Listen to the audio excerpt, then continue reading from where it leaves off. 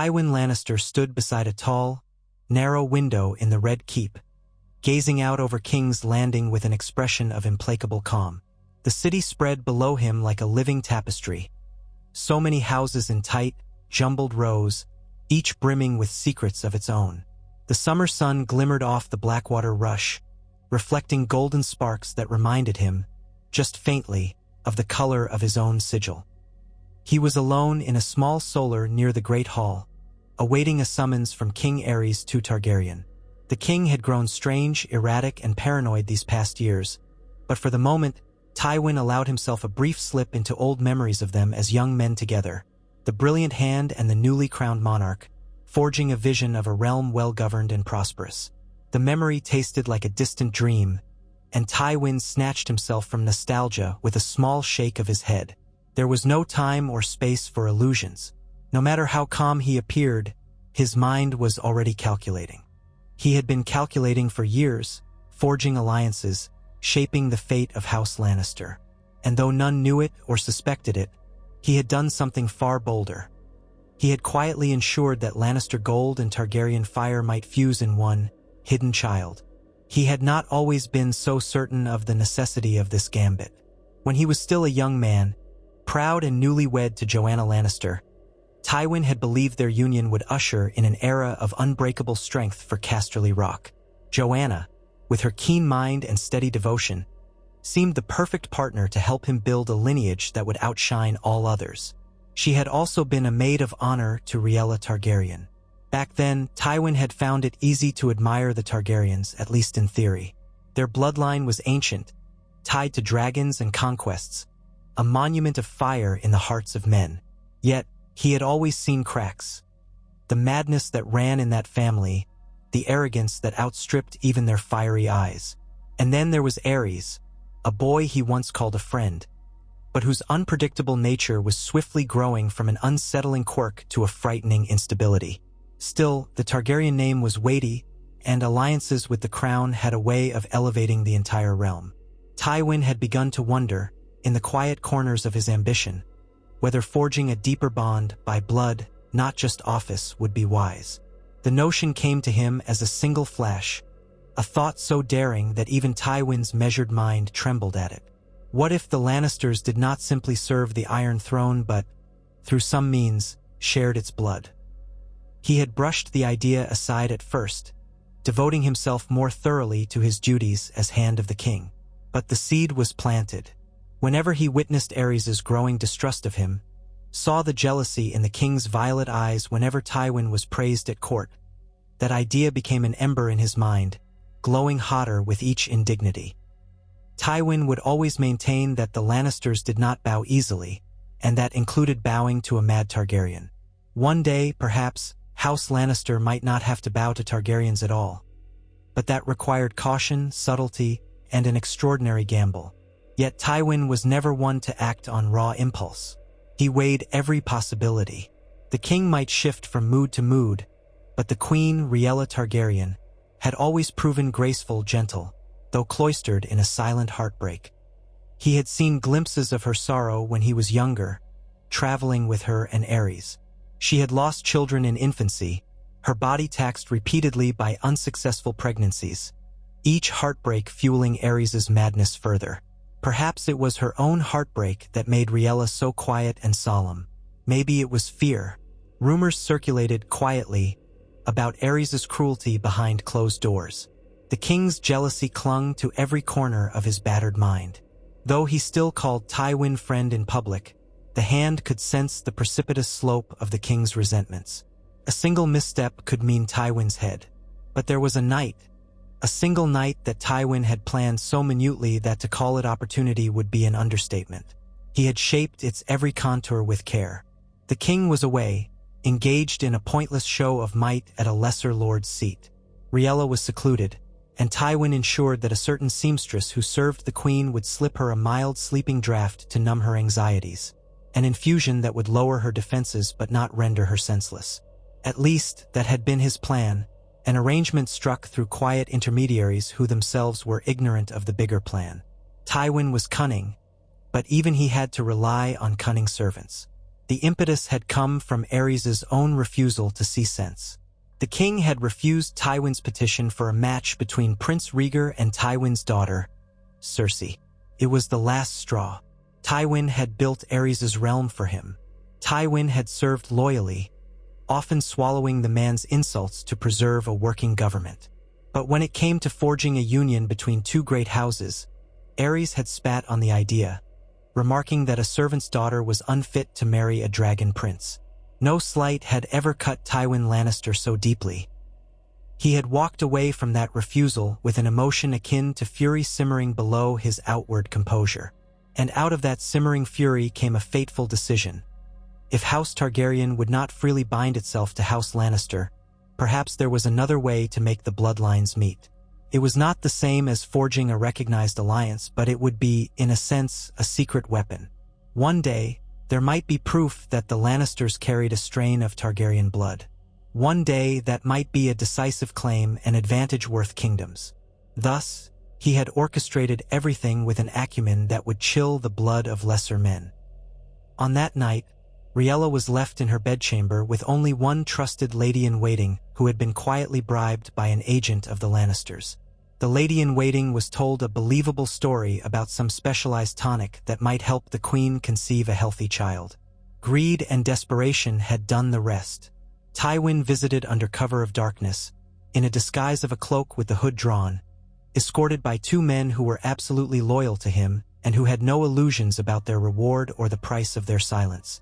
Slipping into Rhaella's private quarters was not difficult with the right guards on duty, and none had the courage or inclination to question the hand of the king in the Red Keep at midnight.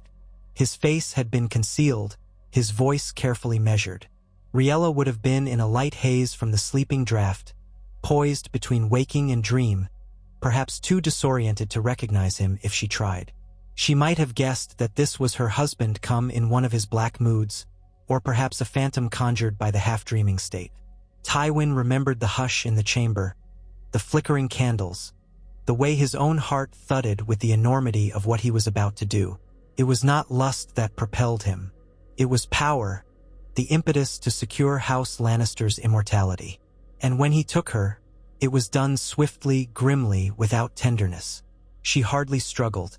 Half lost in her sorrow and sedation, she might have accepted it as another marital duty or believed it was a dream.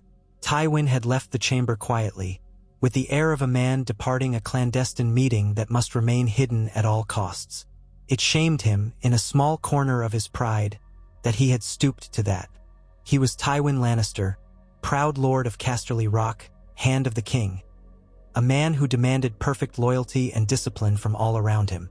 He had never thought of himself as a rapist or even an opportunist of that nature. Yet he rationalized that in a realm such as Westeros, men took what they needed to preserve their family line. The Targaryens themselves had done things just as dark, if not darker. One day, he told himself, the realm might benefit from a strong, clear-headed scion who carried both lion and dragon in their veins. That child might bring forth an age that never was, and perhaps never would be, but Tywin had at least planted the seed of that possibility. He had reasoned it was for the good of House Lannister, but part of him also told himself it might be for the good of the realm. When rumors spread months later that Rhaella Targaryen was with child again, few took special note. The queen had been with child many times, and many ended in tragic losses. The king's mood grew even more erratic, and he forcibly withdrew her from public life to ensure she did not lose this one. Tywin watched carefully from the shadows. If the child was born with golden hair and green eyes, his plot would be exposed. But newborn babes sometimes changed coloring within weeks. And there was also the phenomenon of Targaryen traits often predominating. Silver gold hair, violet eyes. It was as though the blood of old Valyria exerted itself strongly. He bided his time, waiting for the outcome, stifling any outward sign that he was in any way anxious or invested. After all, he was not to appear overly interested in the queen's pregnancies. He had to show only the proper courtesy expected of the king's hand. The day Rhaella gave birth to another daughter, stillborn, the kingdom wept for her. Aerys locked himself in his chambers, refusing to see anyone for days. Tywin took the news with stony composure. Another dead Targaryen infant. Another heartbreak. And with that heartbreak, Tywin believed, when his last, desperate chance to fuse the bloodlines in a single living child. The hush around the event was quickly replaced by court gossip about the king's outbursts, and soon the rest of the realm moved on. Tywin, in his disappointment, tried to do the same. He had gambled and lost, and it was best to lock away any thought of that failure. But quiet rumors trailed in, a few trickling whispers that the babe had drawn breath for a few minutes before perishing, that the maesters had been uncertain if the child was truly stillborn or simply died within the hour of birth. Some even whispered that a second infant had been born alongside the first, but the king had commanded silence, claiming a monstrous birth that shamed the Targaryen line. Such rumors glimmered and vanished. No one spoke of it openly. With each passing day, Tywin told himself it was pure invention, that no second child existed, that the seed he had planted had died. Yet the rumor had enough legs to keep him curious. He discreetly set a handful of spies to discover if the queen had indeed borne twins, with the surviving child spirited away. But it was an impossible labyrinth of speculation. If the king had hidden a living child, he had done so with the same paranoid thoroughness that now characterized his reign. Months turned to years, and Tywin's hand remained firm on the rudder of governance even as Aerys's madness worsened. Tywin endured humiliation after humiliation, culminating in the fiasco with the defiance of Duskendale and the king's subsequent mania. He watched from the sidelines as Prince Rhaegar tried to maintain a semblance of dignity in court. He cast a cold eye on the realm's future, which grew darker with each day Aerys lived. And whenever those faint rumors of a hidden Targaryen child resurfaced in some distant corridor, Tywin listened with renewed interest but never took open action. The cost of exposure was too great. The stakes, if that child existed, were enormous. He could not risk letting the king guess. So he waited. He watched.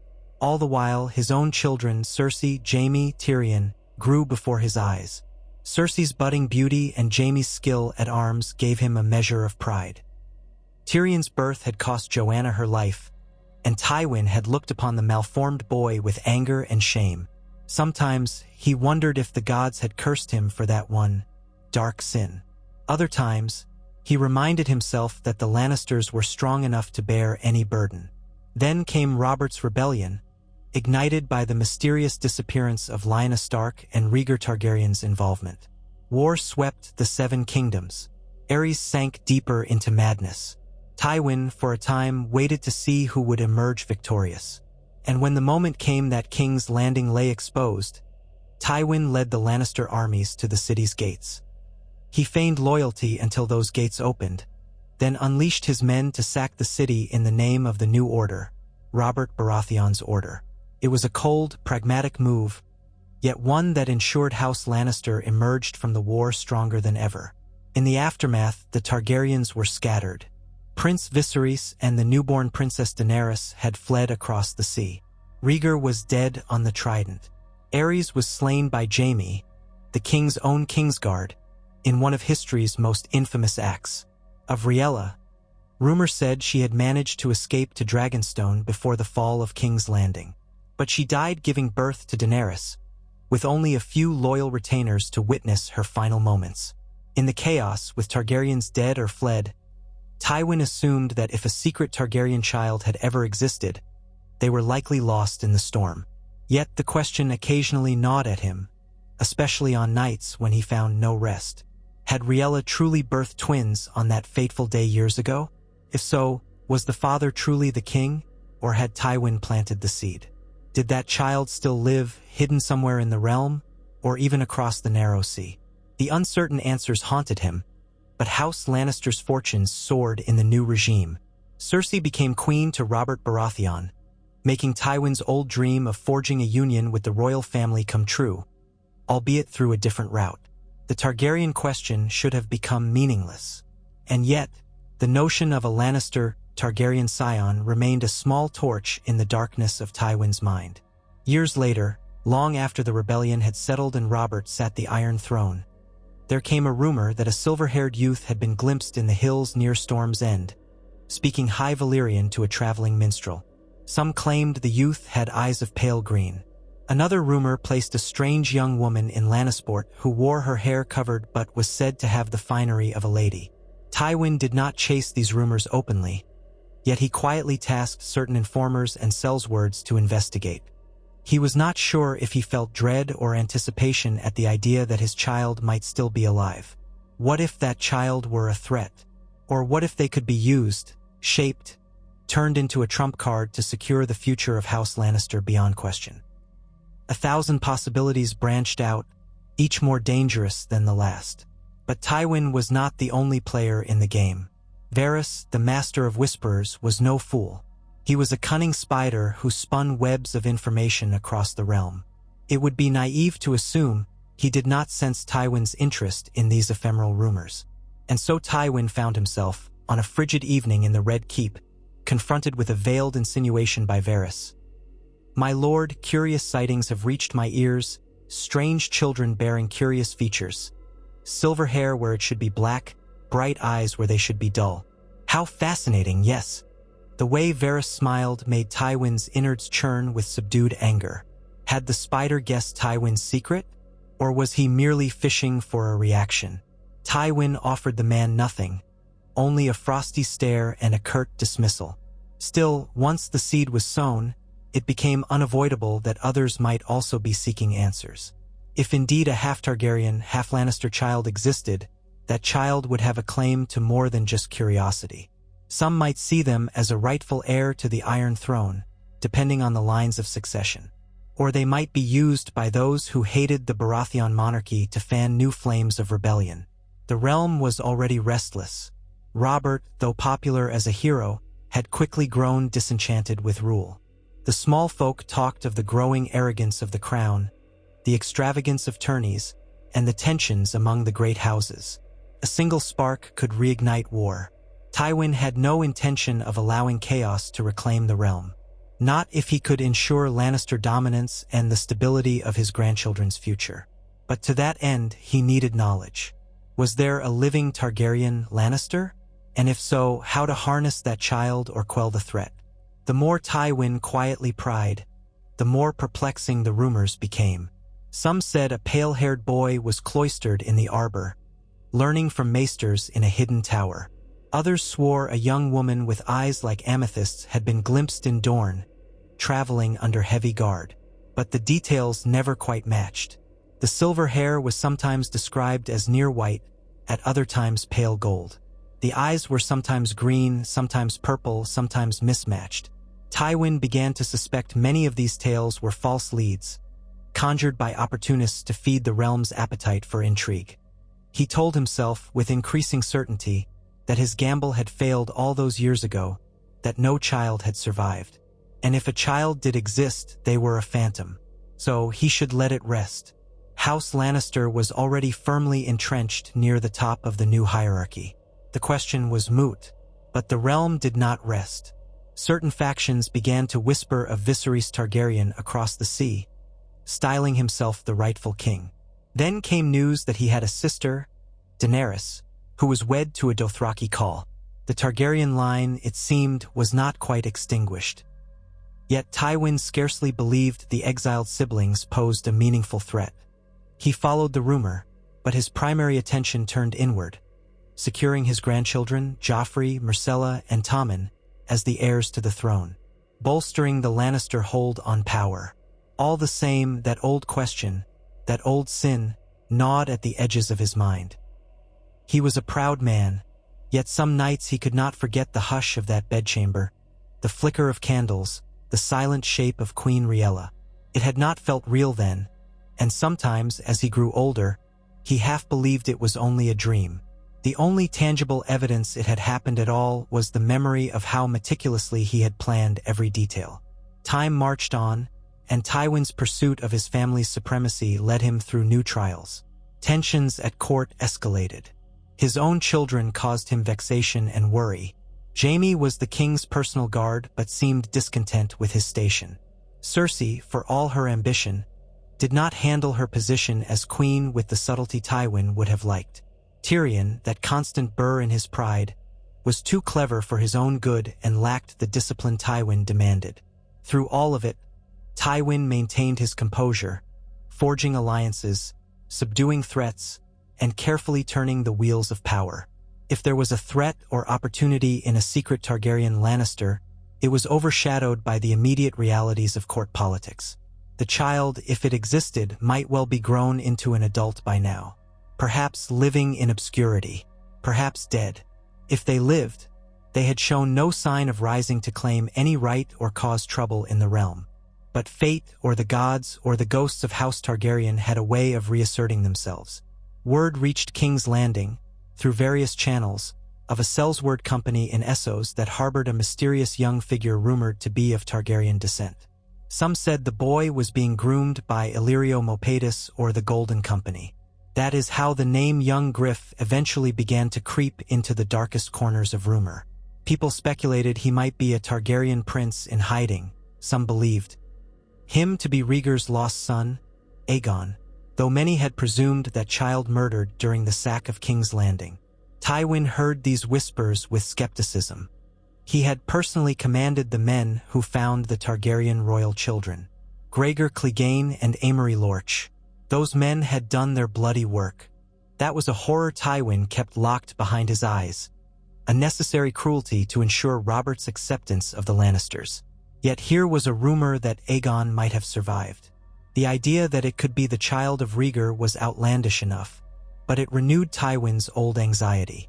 If such deceptions were possible, if babes could be swapped at birth, then perhaps a child could also be whisked away in secret from Queen Rhaella's womb. Could a living Targaryen Lannister exist somewhere, weaving an even subtler lie? Tywin, by then, was older, his hair turned white, but the steel in his spine remained.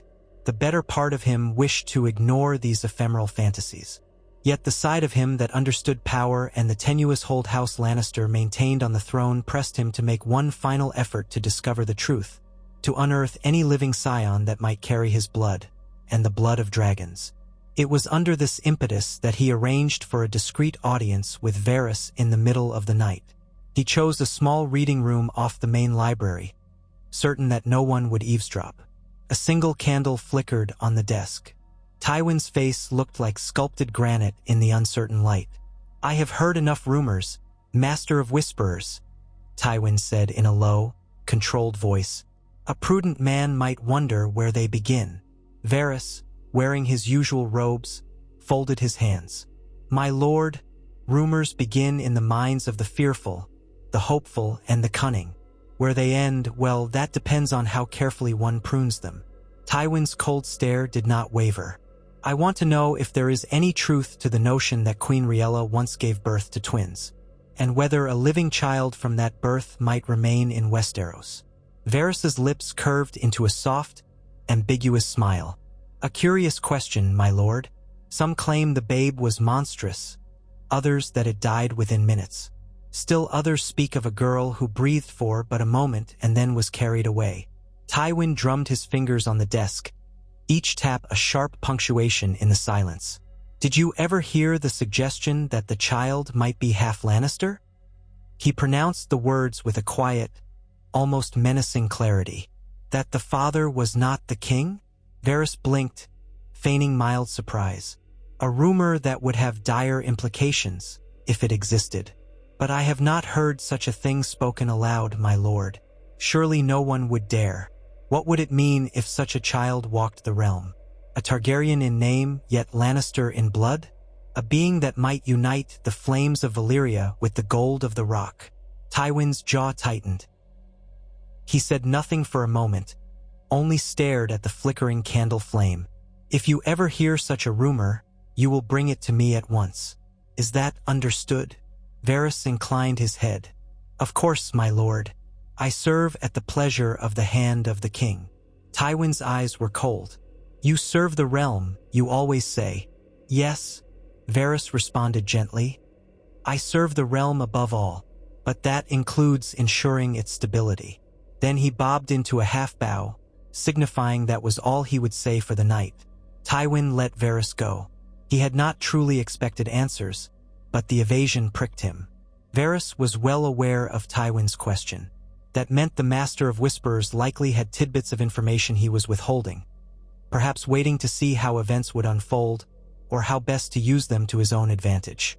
It was a precarious game, yet Tywin believed in controlling the narrative. If such a child existed, he would either secure the child's loyalty or see them eliminated. House Lannister could not afford an unmoored Targaryen, Lannister bastard walking the realm. In the weeks and months that followed, Tywin's responsibilities multiplied. The realm was in turmoil. The Hand was expected to quell disturbances, manage finances, handle petty rebellions, and soothe the fractious alliances. Tywin found himself consumed by the mundane duties of governance. But still, in the back of his mind, he listened for any whisper of a rumored Targaryen child with suspiciously lion-like features. None came, at least none that seemed credible. Tywin began to suspect that if the child lived, it was being hidden so well that no rumor could leak out. If Varys knew of it, he was keeping silent. If any other power in the realm had knowledge, they were equally discreet. For the moment, the possibility remained in the realm of speculation, overshadowed by the living Targaryens overseas, Viserys and Daenerys, and the rising tensions with the north, with the Iron Islands, with the entire shaky structure of King Robert's rule. As the years wore on, Tywin sometimes felt haunted by the ghost of that act, by the hush of that bedchamber. He looked at his grandchildren and wondered if a half-sibling, unknown and unacknowledged, existed somewhere, bearing a portion of Lannister blood. Perhaps if it were a son, he might have grown tall and strong, with bright hair that was neither purely gold nor purely silver. Or perhaps a daughter with a regal grace that combined Riella's quiet strength and the unflinching pride of House Lannister. The notion both intrigued and unsettled him. Would such a child resent him if they knew the truth? Or would they see him as the father who ensured their bloodline could one day claim greatness? Tywin was not a man prone to daydreams, and yet the idea sometimes arrived late at night, unbidden. In his mind's eye, he pictured a youth standing by the waves of the sunset sea, wind whipping through locks of pale gold hair, a look of fierce resolve in their face. The child might hold a sword forged of Valyrian steel, a symbol of the Targaryens, yet emblazoned with a golden lion's sigil on the hilt. It was a powerful vision, a being who could command men in the name of old Valyria but with the cunning and discipline of the West. A ruler who might unify the realm in ways Aerys never could. A monarch who would not be plagued by madness but bolstered by the best of both lines. It was a vision that clashed with the pragmatic, cold reality of Tywin's day-to-day decisions. But it kept him from fully discarding hope. Then came the events that set the realm on a course for chaos. The death of Jon Arryn, the arrival of Eddard Stark as Hand, the revelations about Cersei's children, and Robert's fatal accident on the hunt. Everything spun out of control so quickly that Tywin hardly had time to breathe. War erupted again. Starks against Lannisters, Baratheons fracturing, Renly and Stannis claiming crowns, Robb Stark crowned king in the north, and in the far distance, Daenerys Targaryen arising as a contender with 3 newly hatched dragons. Dragons returned to the world. That development shook even Tywin's formidable composure. His cunning mind scrambled to assess the ramifications. He set spies in Essos to track Daenerys. He prepared for the wars at home. In the swirl of conflict, the faint question of a hidden Lannister, Targaryen vanished from all urgent concerns. If the child existed, they had remained hidden so long that they might be irrelevant. Daenerys, with living dragons, was the real Targaryen threat now. Even so, he occasionally wondered if that unknown child might resurface at this volatile moment. Perhaps it would be like adding wildfire to an already blazing inferno. It was only after the Battle of the Blackwater, when House Tyrell joined with the Lannisters to crush Stannis, that Tywin resumed full control of the government as Hand of the King to the boy King Joffrey. The realm was battered, but not broken. Despite new challenges, Tywin saw the path to victory. Yet old ghosts sometimes stirred. Late one night, in the safety of his own chambers, after the victory celebrations had died down, he was visited by a hooded figure. At first, Tywin assumed it was Varys, but as soon as the person removed the hood, he saw a face he did not recognize, an older woman with lines of hardship marking her cheeks and a scar near her temple. She knelt immediately. "Lord Tywin," she said, her voice taut with nerves. "I have come from across the sea. I have tidings you may wish to hear." Tywin regarded her icily. "Who let you in?" She swallowed, eyes darting to the door. "Your guards. I told them I bore information about a living Targaryen of uncertain parentage. They brought me to your steward, and he bade me wait until you were alone." Tywin's lips thinned. This had all the hallmarks of a ruse, perhaps even an assassin's ploy. But if the woman tried anything, he was confident the guards outside would intervene. He gestured for her to speak. "Go on," he commanded. She took a breath. "My name is Barina. I served a time in Dragonstone as a midwife, long years past, before fleeing after the rebellion. I heard things I was never meant to hear, saw things I was never meant to see." Her voice shook. "I know for a fact that Queen Riella gave birth to twins 1 year, twins that lived at least for a short while." Tywin felt a chill grip his chest, but he showed no outward reaction. "That rumor has circulated before. Why should I believe you have proof?" "Because I was the one who was called upon to ensure the second child survived. The queen was near death after the first babe. The maester declared the newborn girl was stillborn, or near enough, but the midwives disagreed. The child had a faint heartbeat. Riella was in no state to nurse her. King Aerys flew into a rage, screaming that the babe was deformed. He demanded it be destroyed to rid the bloodline of abomination. But a certain loyal retainer, Ser Devran, sworn to the queen, took the babe away before the king could give the final order.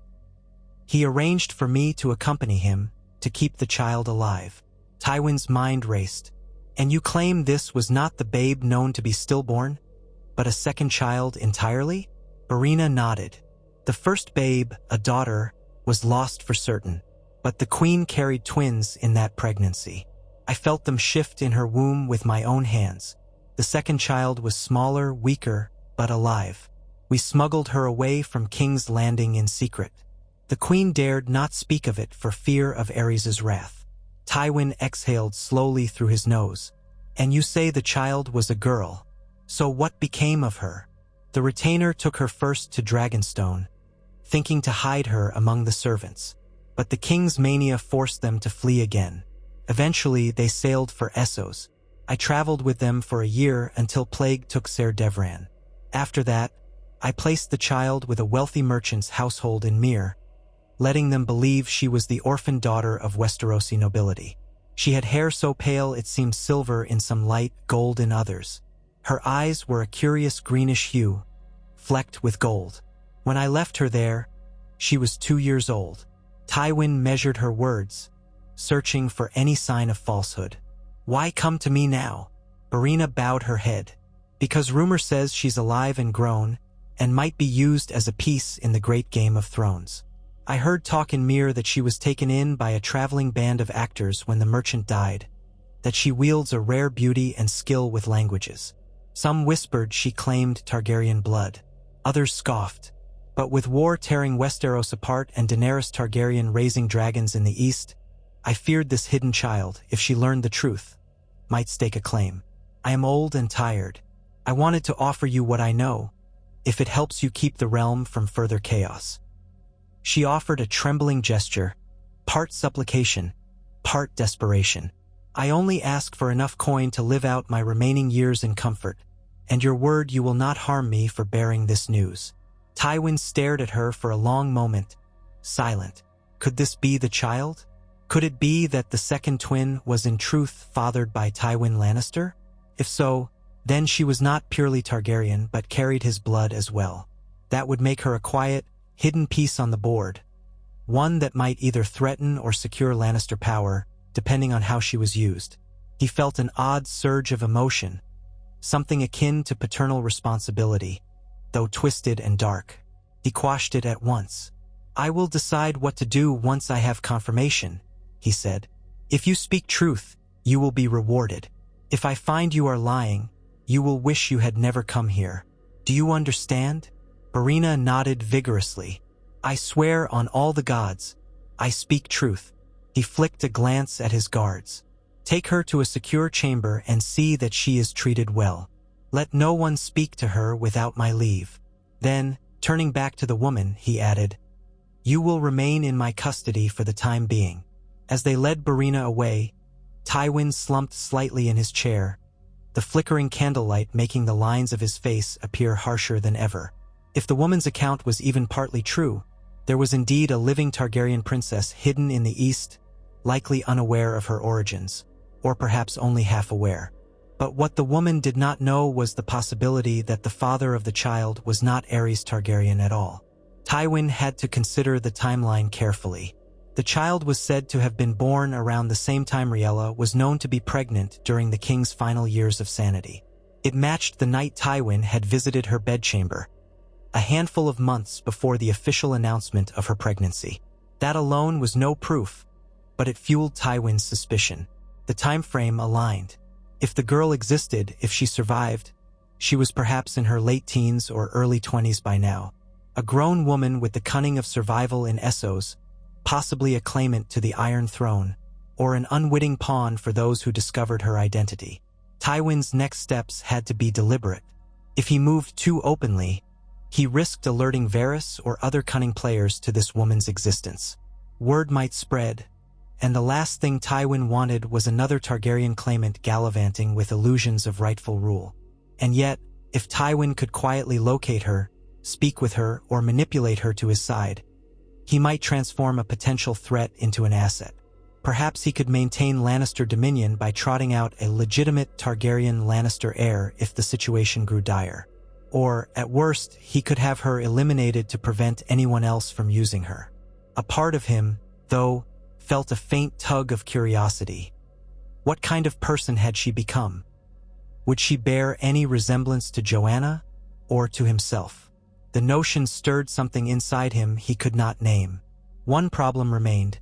If she had been raised in Essos, drifting among merchants and traveling troops, there was no telling how she might feel about House Lannister, especially once she learned of the sack of King's Landing, the murder of Rhaegar's children, and the atrocities tied to Tywin's name. If she discovered the truth, she might despise him. Worse, she might try to rally support from Targaryen loyalists or from Daenerys Targaryen herself. The thought of two Targaryen women uniting forces made Tywin's blood run cold. He had to act swiftly and secretly, and so Tywin arranged for a specialized envoy, a single agent skilled in subterfuge known to him alone. He commanded this agent to travel to Myr, to Braavos, to Pentos, scouring the free cities for any sign of a young woman who might fit the description. Silver gold hair, greenish eyes flecked with gold, a rumored Targaryen lineage. Tywin gave the agent enough gold to buy silence wherever needed. "If you find her," Tywin had said, "send me word by Raven, but do nothing that might drive her into hiding. Approach her only if it can be done discreetly. If she proves a threat, end her." The man had bowed, accepted the commission, and departed the Red Keep under cover of darkness. Tywin told no one else, not even his family, of this mission. In the ensuing weeks, the war demanded his attention, from the cunning maneuvers of House Tyrell to the threat of Stannis Baratheon regrouping. Tywin rarely slept more than a few hours, yet he found his dreams plagued by that uncertain daughter. Some nights, he saw her standing at the foot of his bed, her hair shimmering half silver, half gold, her eyes wide with condemnation. He would wake, heart pounding, angered at himself for letting such illusions plague his reason. Time passed without word from his agent, and Tywin began to suspect that either the lead was false or the woman had vanished beyond discovery. Then at last, a raven arrived bearing a coded message. The note was sparse, indicating the agent had found a lead upon the girl in Myr, traveling with a company of performers heading south toward Lys.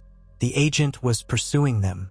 The message ended with the promise of more details once he was certain of her identity. Tywin read it once and burned it. He felt a stir of triumph that he quickly crushed into composure. It might still come to nothing, but if it were true, if she was indeed the twin of that doomed Targaryen infant, then the next steps would reshape the future of Westeros. Just days later, Tywin's world was upended by the Red Wedding, the Stark host undone, Robb Stark murdered. Tywin had orchestrated it through Walder Frey, ensuring the wolf's demise. It was a brutal, cunning stroke, a masterful plan that secured Lannister dominance in the war. Yet it also stained the honor of the realm with unspeakable treachery. Some said Tywin had outdone even Aerys in cruelty. Others, of course, praised him for ending the war swiftly. Tywin felt no pride in it, only grim satisfaction that the greatest threat to the Lannisters was removed. But the realm was fracturing further, hatred and fear spreading like plague. The name Lannister had become synonymous with ruthlessness, cunning, and betrayal. Tywin wondered how a hidden child of House Lannister and House Targaryen would feel about that. In the midst of that turmoil, a second raven arrived from Essos. Tywin opened it in private, heart beating faster than he would ever admit. The words were laconic. "I have found her. Resembles Targaryens of old, but faint gold in hair, eyes tinged with green. She travels under the name Ray Waters.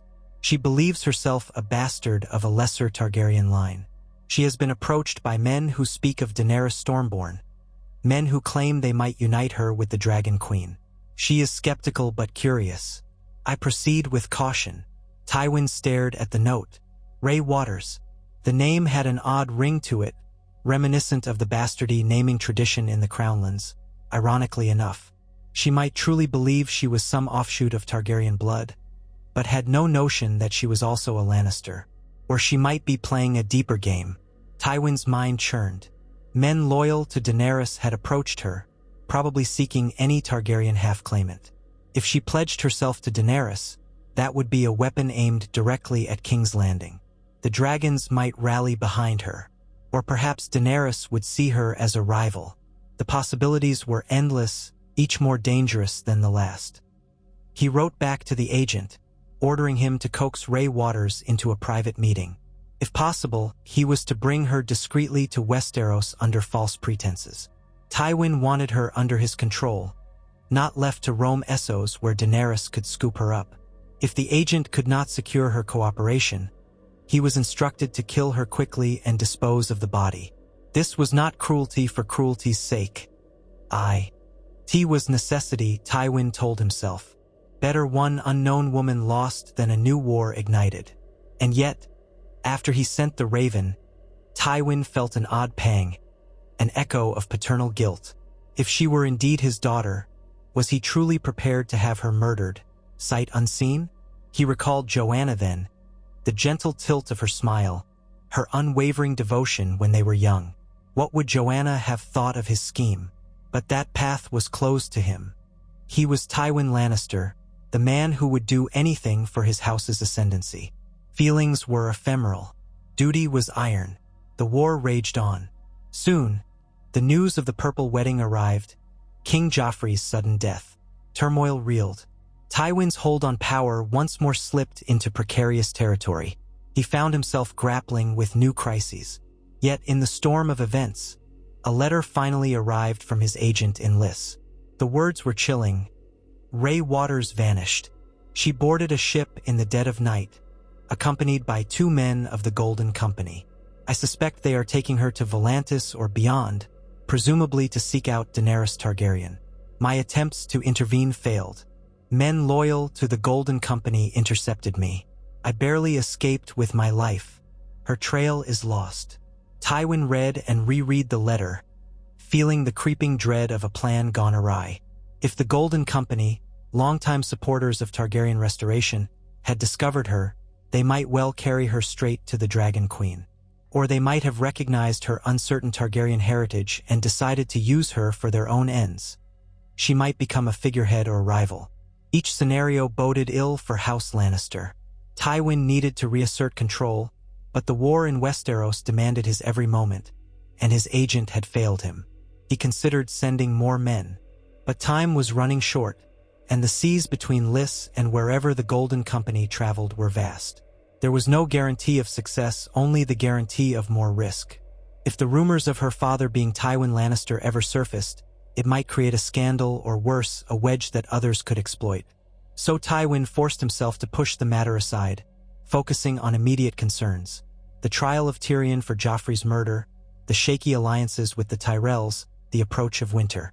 The knowledge that Daenerys Targaryen, now with an army of freed slaves in Meereen and 3 growing dragons, was a distant but looming threat. If that threat was supplemented by another Targaryen claiming hidden heritage, the Lannisters might face a 2-headed beast. But Tywin had no proof that the Golden Company would champion Rey Waters. For all he knew, they might discard her if she had no clear claim. There were too many unknowns, and Tywin was an old man, weary of unrelenting battles. Still, he set other watchers in Essos, telling them to keep an ear out for any mention of a Targaryen or half-Targaryen traveling under the Golden Company's protection. If any firm lead emerged, they were to send word at once. Soon enough, tragedy struck at home. Tyrion escaped his cell, murdered Tywin on the privy, ending the formidable lion's life in an ignoble instant. The tale of Tywin Lannister ended there, with crossbow bolts in his gut, undone by the son he despised. He never learned what became of that rumored child, never discovered if she united with Daenerys or if she perished on some foreign shore, never confirmed if she was indeed his daughter, if she inherited the sharp mind and iron will that had defined him. History, in the immediate wake, assumed that all Targaryens of significance were either the exiled Viserys, who died across the sea, and Daenerys, who marched with dragons. The faint rumor of a hidden Targaryen child fathered by Tywin Lannister remained so obscure that it scarcely merited mention in the chronicles of the realm. But as the War of the Five Kings bled into new conflicts, as dragons soared once more in the eastern skies, whispers began to circulate in the free cities of a young woman whose gaze held the intensity of wildfire and whose words in High Valyrian flowed like molten gold. Some claimed she was but a pretender or a performer who impersonated Targaryen royalty for coin. Others insisted she bore an uncanny resemblance to the late Queen Riella, though her eyes were flecked with gold. And some of those whispers mentioned the faint roar of a lion in her lineage, though no one knew if that was mere rumor or something more profound. She was elusive, drifting from Volantis to Karth to the Basilisk Isles, always rumored, never confirmed. Perhaps she was part of the Golden Company's swirling attempts to position a Targaryen claimant. Perhaps she was fleeing them, charting her own destiny. No one could say for certain. If she were truly the daughter of Tywin Lannister, the living embodiment of lion and dragon, fate had dealt her a singular hand. She might have stepped onto the stage of world-shaking events, or she might have chosen to remain hidden, forging her own path away from the blood-soaked politics that had destroyed her mother's family and twisted her father into a merciless figure of power.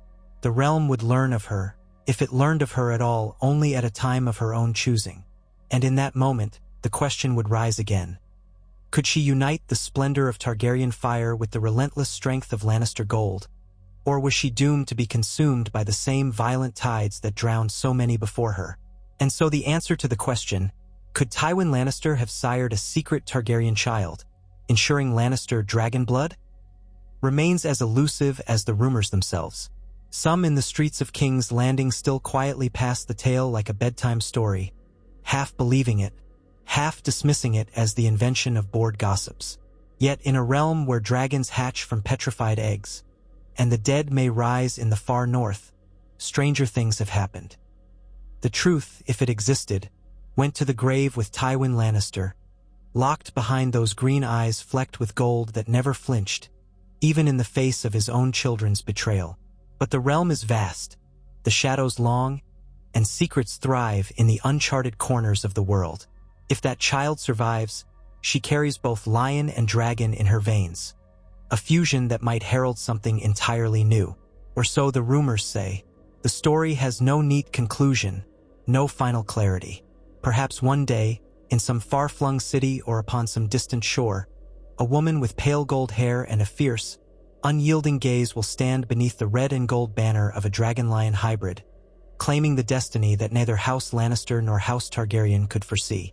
Until then, it remains speculation, yet a speculation powerful enough to keep even the most jaded courtiers awake at night, wondering what might become of Westeros if such a child truly walks the earth, half lion, half dragon, forged in secret by the man who famously refused to believe that anything so trivial as morality might hinder his family's rise. Perhaps that alone is testament enough that the rumors should not be so easily dismissed. For in the Game of Thrones, improbable rumors have a way of shaping history, especially when seated by those with the ambition and the ruthlessness to see them bear fruit. The Red Keep stood stony and silent against the night sky, its towers and ramparts illuminated by sparse torches that glowed like distant embers. A hush had fallen over King's Landing in the days following the death of Tywin Lannister, murdered so ignobly by his own son. It was the hush of a city in transition, an uneasy lull as power rearranged itself behind closed doors. Servants, soldiers, and even lords walked more softly these days, as though every echo of footsteps might conjure Tywin's unyielding gaze from beyond the grave. The great lion had fallen, and his absence left a vacuum no one seemed entirely prepared to fill. Yet in hidden corners of the Red Keep's labyrinthine halls, in taverns along the Street of Silk, in cramped lodgings near the Mud Gate, whispers took root. They spoke not merely of the Hand's death or the unnatural circumstances of King Joffrey's demise some moons prior, nor even the fresh waves of gossip about the new King Tommen. Another tale, older but more uncanny, flowed like an underground river through the hush. The rumor that Tywin Lannister, in his long years as Hand, had once sired a child on a Targaryen queen. The story persisted with a stubborn tenacity that defied reason. Most dismissed it as impossible, a piece of salacious fancy circulated by those who thrilled in weaving illusions about powerful men. But others, particularly among the small folk who had seen far stranger things in their lifetimes, wondered whether the old rumor had more truth than the highborn let on. If it was real, might that living child lurk somewhere in the realm or across the sea? No official word had ever confirmed or denied the notion. Tywin was in his grave, and any secrets he harbored had presumably died with him. The new powers in King's Landing had more immediate concerns: Margaery Tyrell's union with young King Tommen, the simmering resentments in the north, the unraveling of alliances in the Riverlands, and the ever-present murmurs of Daenerys Targaryen in Meereen. Yet the rumor lingered, because it hinted at something that might alter the Game of Thrones in ways unimaginable. A Targaryen Lannister lineage would be an anomaly, either a dire threat or a secret weapon, depending on one's perspective. And so, in back rooms and under shadows, certain discreet individuals who served as ears and eyes for various lords continued to track any sign that the rumor might be real. It was said that, during his life, Lord Tywin had gone so far as to dispatch his own agents in pursuit of such a possibility. Men who traveled to Essos with instructions to find and secure a mysterious young woman with pale gold hair and green-flecked eyes, rumored to be the product of one of Queen Rhaella Targaryen's many tragic pregnancies. That mission's outcome had grown muddled in the swirl of wars and political upheaval. The agent never returned to Westeros, or else he perished on the journey, or else he betrayed his master. The details were unknown, overshadowed by the War of the Five Kings and Tywin's eventual murder. Yet the rumor said that somewhere across the narrow sea, in the free cities, a woman existed who might carry the blood of both lion and dragon, a living embodiment of the rumored union that King Aerys had never sanctioned. While King's Landing brooded in the aftermath of Tywin's death, events across the sea were moving swiftly. In Volantis, Myr, Lys, Pentos, the same quiet speculation abounded. The Golden Company, long famed for its loyalty to the Blackfyre pretenders in past eras, was newly aligned behind a young man who claimed to be Aegon Targaryen, the supposed son of Prince Rhaegar. Whether he was an impostor or a genuine prince remained a hotly debated question, one that enthralled certain factions in Essos. Some insisted that if the boy carried any Targaryen blood, he alone had the best claim to the Iron Throne. But others whispered there was another potential Targaryen in the east, a young woman with a less direct, more scandalous line, one that included House Lannister's blood. She moved more quietly than the boy who styled himself as Prince Aegon. A ghost, some called her, a shadow that flitted from city to city, never lingering long enough for proof. But a few claimed to have glimpsed her, particularly on the wharves of Lys, or at the lesser-known inns of Myr, where she traveled under the name Ray Waters. She was not prone to public declarations, nor was she surrounded by an impressive retinue. Those who spotted her said she wore a hooded cloak to conceal her hair, traveling with only 2 or 3 companions, armed men who might once have served in a free company or acted as personal guards to wealthier merchants. On rare occasions, she removed her hood, revealing hair that gleamed more platinum than yellow in some lights, and more yellow than silver in others. Her eyes were said to be a startling pale green, streaked with gold when the sun caught them at an angle. Valyrian features, whispered some, pointing to her high cheekbones and the faint, otherworldly aura that clung to her. Others argued her mouth or the angle of her brow carried the stamp of the West, the flinty lines of House Lannister. But she never stayed long enough for deeper scrutiny, and she asked no one to call her lady or princess. In Myr, those who encountered her said she was polite but distant, possessed of a reserved confidence that belied her uncertain social station. She had arrived by ship from Lys with a small purse of gold and silver, enough to secure a modest lodging. A few traveling performers recognized her from years before, claiming she had once toured with their troupe under a different name, learning illusions and small bits of swordplay for stage acts. But the details were hazy. She seemed younger than 30, older than a girl, perhaps 25 or thereabouts. Good at languages, they said. Rumor had it she could speak High Valyrian with an accent from the crownlands of Westeros, a bizarre mixture that turned heads among the Associ. But for all her oddities, she was as cautious as a hunted deer. The moment she felt scrutiny, she vanished onto the next galley or the next overland caravan, bound for who knew where. Only whispers followed. In truth, she was not aimless. She had spent her life fleeing from one uncertain refuge to another, always aware of a hole in her memory where a father or mother should have been.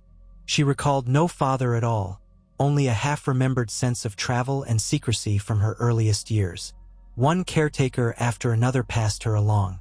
Some told her she was a baseborn Targaryen, a descendant of some lesser branch of House Targaryen that had ventured east generations ago. Others said she was the child of Westerosi exiles who had fled Robert's rebellion. She never knew for certain which story was the truth. As she grew older, she learned that the name Targaryen itself could attract danger or exploitation, so she hid whatever Valyrian features she possessed beneath cloaks, blending into the shifting populace of the free cities as best she could. All the while, she honed her wits, learning scraps of the common tongue, High Valyrian, even bits of Volantene and Pentoshi dialects. She never remained in one place long enough to plant roots, for fear that someone might recognize something in her that could not be easily explained. She used different names in each new city: Rhea, Riella, sometimes Ray, always accompanied by a different bastard surname. Waters was one, Storm another. She had no illusions that it might be a true reflection of her birth. But she knew that in Westeros, baseborn children of the Crownlands were called Waters. It was as good a name as any, and perhaps some faint, half-remembered voice had once told her that her mother came from the Crownlands. This intangible sense guided her more than logic, an instinct that had kept her alive through more close calls than she wished to count. She had learned early that if men saw her hair and guessed a Targaryen connection, some would want to kill her outright, Baratheon loyalists or Sellswords who had lost friends in the rebellion. Others would want to capture her and sell her claim to the highest bidder. So she remained wary. But a change had come to the east in the last couple of years, a shift in the political winds that Ray could sense as keenly as a cat senses a gathering storm. Daenerys Targaryen had awakened dragons, so the rumor went. That staggering fact alone was enough to embolden Targaryen loyalists in Essos, who gathered behind the banners of exiled lords or the Golden Company to speak of a day when they might land in Westeros and reclaim the Iron Throne. Ray was no fool. If real dragons had been reborn, the name Targaryen carried new weight. That terrified her more than it enthralled her. For if Daenerys was a true Targaryen of the senior line, daughter of the Mad King, what would she make of Ray, a nameless wanderer who might also have Targaryen blood? Would she see her as a threat, a long-lost relative, or a chess piece? Ray imagined she might be all three. She had heard enough of men and women with power to know that potential rivals were rarely welcomed warmly. And so she moved quietly, uncertain if she should run away from this new Targaryen resurgence or try to use it. She was in Myr when she first heard a clearer piece of her rumored parentage. A twilight conversation overheard in a smoky wine shop near the docks, between two Sellswords. They say Tywin Lannister once had his way with the Targaryen queen. One man scoffed, swirling the dark red wine in his cup. and that some babe was born of it, then smuggled away. A half-lion, half-dragon creature. The second man, shorter and older, grunted. Aye, but that was years before Robert's rebellion finished the Targs. If it was real, the child would be grown by now, maybe younger than Prince Rhaegar's boy, maybe older. Hard to say. You believe such nonsense. Men have believed stranger. I only wonder if the babe might have a claim. If so, might be a valuable bit of flesh to the right buyer. Ha! The older man spat on the floor. If it's real, it's probably as mad as Ares, or else it's dead. Tywin Lannister wouldn't leave loose ends. Ray sat at a table near the back, hooded, nursing a cup of watery ale. Her heart hammered in her chest, though she forced her face to remain neutral. She had never heard anyone explicitly mention the possibility of Lannister parentage. Targaryen stories were common enough, but coupling that name with the old Lion of the West made no sense to her. Everyone knew that Ares was father to Rhaegar and Viserys, that Rhaella was their mother. The notion that a Lannister might have fathered one of the Queen's children was unthinkable. Yet, as improbable as it sounded, Ray could not help noticing that her hair, in certain lights, bore a golden sheen. She had always assumed it was a quirk of the Targaryen silver blonde or a random genetic fluke. But what if... She left the wine shop before the men took further note of her, her mind swirling with new doubts. That night, she lay awake on the threadbare cot in her rented room, listening to the lap of waves against the harbor walls, the distant cry of gulls. Could Tywin Lannister, a man known for his cold cunning, truly have fathered a child on Rhaella Targaryen? It sounded more like a twisted myth, and yet, the more she thought on it, the more a stray memory nagged at her. A fragment from early childhood, when she was perhaps 3 or 4, drifting across the narrow sea on a battered cog. She remembered a discussion among the grown-ups who hid her, something about the rock and the Queen's shame. She had been too young to parse their meaning. But might that have been a reference to Casterly Rock? It was maddening to try to recall. Days later, Ray was approached by a man who claimed membership in the Golden Company. He caught her unawares on the Street of Lamps in Myr, a narrow, dingy thoroughfare where colored lanterns swayed overhead. With courtesy, he introduced himself as Quent, an officer of sorts, though Ray suspected he might be something higher than that, perhaps a trusted envoy. He had honey-brown hair and a face that had seen its share of battle. His voice was polished, his accent decidedly Westerosi. He made no threats, merely invited her to speak somewhere private. Her instincts screamed to flee, but she recognized that if the Golden Company knew of her rumored heritage, running might prove futile. In the end, after a moment's hesitation, she nodded. They slipped into a seedy tavern, found a booth in the back, and spoke in hushed tones. "You look uneasy, my lady," Quent said, with a gentle air that told her he was well practiced in persuasion. "You needn't be.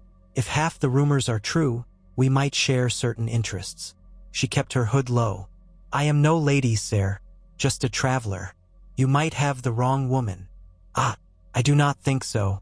My companions and I have followed stories of a young woman named Ray Waters from Lys to Myr, a woman with hair that glints silver and gold, who speaks High Valyrian better than the Associ. The thing is, we hear she might be of Targaryen lineage. We're rather interested in Targaryens, you see." He paused, studying her reaction. She forced herself not to flinch. "Men have told me that 1,000 times," she lied. "Usually they want to see if I can conjure dragon flame from my lips. I can't." His eyes glinted with amusement. "I do not require dragons. I'm simply curious. Our company, well, we have reason to gather all who might stand as potential Targaryen heirs or supporters. We believe the time will come for Westeros to be reclaimed, and for the rightful blood to rule." Ray felt her spine prickle. The rightful blood to rule. That might mean Prince Aegon or Daenerys, not some uncertain bastard child, if indeed Ray was anything of that sort. "If that's what you believe, perhaps you should find Viserys Targaryen or Daenerys Stormborn," she said. "Though I hear Viserys is dead and Daenerys far away." Quent's lips curled into a small smile. "We do have some interest in Daenerys, yes, but let's speak plainly, if you please. Are you, Or are you not, a daughter of Rhaella Targaryen? There are those who say you were born in the Red Keep, or in King's Landing at least, and smuggled away as an infant. Ray's heart pounded. She had never been so directly confronted. Usually, men approached her with half-witted guesses or made vague threats. Quent was direct, calm, polite. A creeping sense of danger laced his courtesy. "I've heard the stories," she said carefully. "They amuse me, but I don't believe them. If I were the daughter of the Mad King's queen, I think I'd remember something of that. Infants rarely remember. Mothers keep secrets. Some say Rhaella lost many children, but not all of those were truly lost." He leaned closer. "My company would be interested in protecting you if you turned out to be who we suspect." "Protecting me for what end?" Ray countered. She recognized the potential trap. The Golden Company was known for aligning with Targaryen pretenders, but also for shifting loyalties if it suited their larger strategy. And who is behind this interest? The Golden Company is but an army for hire, though your founder was a Targaryen bastard himself, or so they say. Quent's smile broadened, though it did not reach his eyes. "We're more than an army for hire. Our loyalty to House Targaryen's cause runs deep, and the time may be at hand to restore the dragons to Westeros. But we know there's more than one branch to that line. We serve a certain prince." He did not name Aegon, but Ray could guess. "Who might welcome the support of a half-sister or a cousin if her claim proves true." He let the words linger. "We could help you prove it, you know. We have our ways." Ray felt a tremor of unease. She almost laughed at the notion that she might be related to this rumored Prince Aegon. But was it any more absurd than being fathered by Tywin Lannister on a Targaryen queen? "You speak as if I should be eager to claim that heritage if I had it," she said, choosing her words. "But what if I prefer my life as it is? The last Targaryens in Westeros were overthrown. One sits across the sea with dragons, the other is dead. Why should I thrust myself into that fire?" Quent's expression gentled. "Because the tides of history are shifting. Because you might find yourself in danger from those who fear your blood. Or because you might prefer to stand with allies who share your cause, rather than remain alone in the shadows." Then he lowered his voice.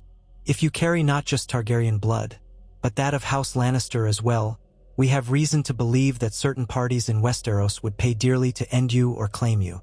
The war still rages there, despite King's Landing declaring victory. The Lannisters themselves hold the throne through a boy king.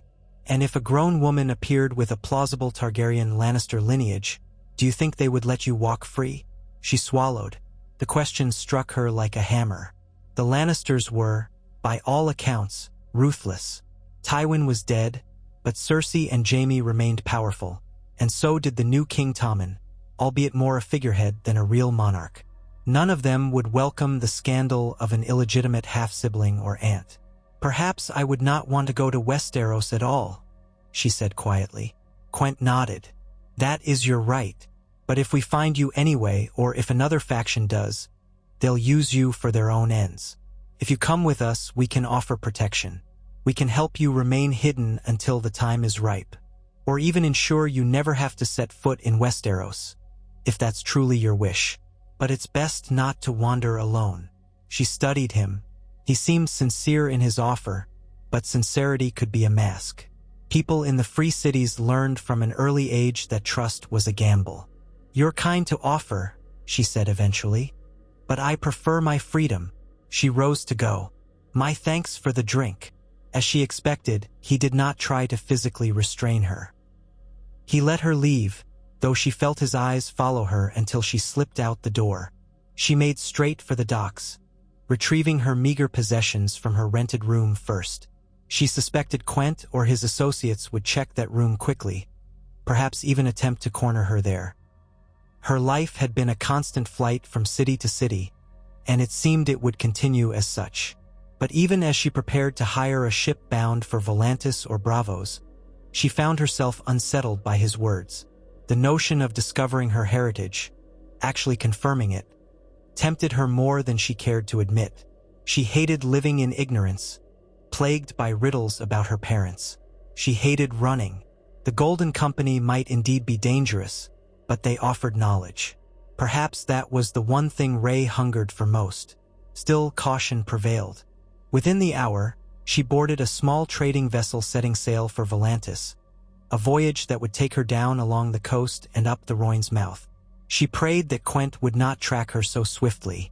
Though she had minimal funds, enough to cover the fare, she had always found ways to survive. A Sellsword's daughter or a Targaryen's bastard? Perhaps both. She had taught herself practical skills. How to mend sails, how to cook a passable stew, how to hold a dagger in a pinch. Life on the move demanded many talents. She spent that voyage mostly alone on the cramped deck, gazing at the horizon, daydreaming about an alternate reality in which she knew who she truly was. If her father had been some minor Targaryen princeling, she would not be half lion, half dragon. But if what the rumors implied was true, that the man might have been Tywin Lannister, then all that she had ever assumed about herself was wrong. She had learned enough of Tywin's reputation to recoil at the idea. He was a fearsome presence in Westeros, responsible for the downfall of House Targaryen.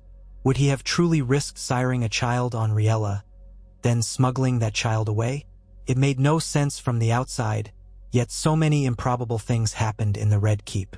Riella had been isolated, and Aerys's madness grew more vicious with each year. Who was to say what might have occurred behind those doors? But it haunted her, nonetheless. Part of her dreaded the possibility that her father had been that cold, unyielding lion. Part of her felt a bizarre flicker of pride at the notion that, if so, she carried the cunning of House Lannister along with the legendary blood of House Targaryen. She had never understood the subtle shifting of gold in her hair, or the way her eyes seemed more green than purple. If the gossip about Tywin was correct, that might explain everything, and brand her a scandal to both houses. She shoved the thought aside as the ship lurched on the waves, carrying her closer to Volantis. Volantis, ancient and sprawling, stood astride the mouth of the Rhoyne like a city that had once dreamed of greatness and never quite relinquished it. Colossal walls, massive gates, and black stone architecture reminiscent of old Valyria dominated the eastern portion. Rey disembarked at the bustling port, blending into the throngs of travelers, slaves, and traders from 100 lands.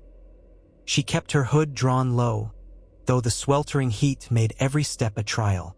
Yet better to sweat than to be recognized. She found lodging in a cramped alley near the fish market. The proprietor, an old woman with watery eyes, asked few questions, content to take coin from a quiet boarder who did not stir up trouble. Rey spent her days weaving through the city's markets, learning the local gossip, seeking any sign that the Golden Company had arrived or was searching for her. She also inquired discreetly about any new arrivals from Westeros. Volantis always teemed with exiles, merchants, and would-be conquerors. Most came for trade, some for ships, and some to recruit Sellswords. All it took was one meeting with the wrong band of travelers, and she might find herself dragged before the Golden Company again, or possibly before mercenaries who had a mind to sell her to the highest bidder. She knew she could not linger long. A city as large as Volantis had ears in every corner. But before she fled again, she wanted at least to follow one lead. She had heard rumor of a merchant from Westeros who claimed to know secrets of Queen Riella's final pregnancies. He was said to frequent a certain courtyard off the Street of the Red Elephant, where players and courtesans gathered each dusk. If it was a fool's errand, so be it. But Rey had to know if this man truly possessed scraps of knowledge that might confirm or deny her darkest suspicions. So, at dusk on the third day, she ventured to that courtyard, slipping through the throng of merrymakers, jugglers, and watchers. The air was thick with the smell of roasted spiced meats and sweet wines, the sky a bruised purple overhead. Braziers cast wavering light on mosaic walls. Rey kept to the shadows, scanning the crowd for any Westerosi face. A bard strummed a lute in the corner, accompanied by a slender young woman who sang in a husky voice. No sign of a merchant that fit the rumors. She was about to leave when a hand touched her elbow. Instinctively, she whirled, her dagger half drawn. "Easy there," said a man in a soft voice. He was short and plump, dressed not unlike a humble trader. But the glimmer in his eyes was anything but humble. "I saw you searching the crowd. Might you be looking for me? She held the dagger close to her body, angled downward, so onlookers would not notice. That depends. Are you a Westerosi merchant who peddles secrets about Targaryens? He offered a small, ingratiating smile. I hear many things. Some I sell, some I keep. But if you've come for tales of Queen Riella, that indeed is my trade. One of them, anyway. He glanced pointedly at her hood. Why don't we talk somewhere quieter? She debated for a heartbeat, then nodded. She let him guide her around a corner into a narrow lane behind the courtyard. It was quieter here, though still within shouting distance if trouble arose. She stepped back, making sure to keep a comfortable space. All right, speak. He studied her face. You're from Westeros, yes? Or at least your accent suggests so, however faintly. She did not confirm or deny. I've heard you know something about Queen Riella's lost child, the one rumored to have been stillborn, or perhaps spirited away. Is that true? His eyebrows lifted slightly. You come straight to the point, I see. Well, there were many lost children, as I'm sure you know. The queen was plagued by misfortune. But you speak of the one that spurred the greatest rumor about a possible twin. A second babe. Rey forced herself to breathe steadily. Yes. Was there a second babe born on the night the queen supposedly lost a daughter? The merchant sighed, glancing around to ensure no one else stood within earshot. I never saw it with my own eyes, but I was in King's Landing back then, employed by House Valerion. There was talk among the midwives that the queen bore twins, girls, and that one died while the other lived at least a short while. They said the king was enraged, calling the infant monstrous. Some believed the babe had mismatched eyes or a patch of hair that looked too golden to be Targaryen. That was the rumor, anyway. He watched her carefully, gauging her response. Rey felt her heart pounding in her ears. So you believe the child might have carried features of House Lannister? He shrugged. I only know the whispers. The Mad King had grown suspicious of everything and everyone. He was known to accuse men of treason on a whim. Some said if the child had hair that was not silver blonde, if it was more gold, Aerys might have suspected it was fathered by someone else. His voice dropped lower. And who else but Tywin Lannister, who had once been Aerys' dear friend and hand of the king, might raise such suspicions? Of course, that is pure speculation. But I've met enough disgraced servants of the Red Keep to think there was something behind it. Rey's throat felt tight. This was more than she had ever gleaned before, more concrete and simultaneously more horrifying. A father who was not the king but the hand. A monstrous accusation, and the knowledge that Aerys would have commanded such an infant's death if he believed it were true. But if the babe lived, what became of it? The merchant cast an uneasy glance at the mouth of the alley. There are accounts, still unverified, mind you, that a loyal retainer smuggled the child out before the king could have it put to the sword. The retainer was said to be in service to Queen Riella herself, or perhaps to Tywin. No one quite knows, but the babe vanished from King's Landing. The rumor was it died soon after. Others claimed it survived. You can see how the stories diverge. Some insisted the child was stillborn from the start. Others swore it breathed. Even fewer insisted it was whisked away to Dragonstone or Essos. I cannot say which is truth. She realized she was gripping the hilt of her dagger too tightly, her knuckles white. Relaxing her grip, she forced a composed nod. I've heard the same rumors in different forms. So you have nothing new to add. The merchant cleared his throat. Well, there is another detail. A certain midwife by the name of Barina was rumored to have fled Westeros after the rebellion and taken service somewhere in the Free Cities. If such a child was smuggled out, she would have been the one to tend it. Stories place her in Myr or Lys or Pentos, no one is certain. But she was said to have known the full truth and carried letters from the queen or from Tywin that might prove the child's parentage. Rey's heart gave a lurch. She had never heard of a Barina, but the possibility that there were letters or some formal record made her mind spin. And you have no notion where she might be now? He shook his head. I'm afraid not. I have no more than bits of rumor gathered over the years. But I tell people what I do know, for a price. She tensed. What price? His eyes flicked to the small coin purse at her belt. "A few dragons' worth, if you can spare it." She exhaled, frustrated, but rummaged in her purse and drew out enough silver stags that might equate to a couple of gold dragons in Westerosi coin. "That's all I have," she said, though it was a lie. She had a little more hidden under her tunic. "Take it or leave it." He studied her, then took the coins with a grateful dip of his head. "Generous enough. Thank you. If I learn anything more about Barina or about that rumored child, I'll remain in Volantis for a time. You can find me at the Sign of the Turtle, by the fish market." He gave her a last, appraising look. "You know, you might just track her down yourself. If the child truly existed, midwife and babe might have parted ways. But the old woman could know if it survived, or if it was part Lannister or not. That knowledge could be quite valuable indeed." His implication hung in the heavy Volantine air. Ray said nothing more. She turned and slipped back into the swirling crowd. Inside, her thoughts whirled. A midwife named Barina. Could that be the same caretaker she vaguely recalled from her earliest childhood? She remembered a woman's face, wrinkled and pale, but not a name. It was possible. If so, Barina might well have perished by now.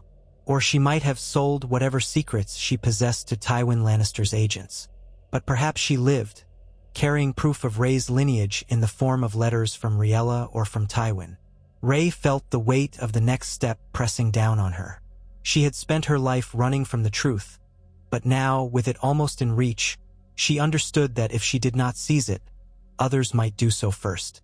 The Golden Company might get to Barina, or Cersei's spies, or Varys's little birds. She shuddered at the thought of crossing paths with the spider. Yet knowledge was power.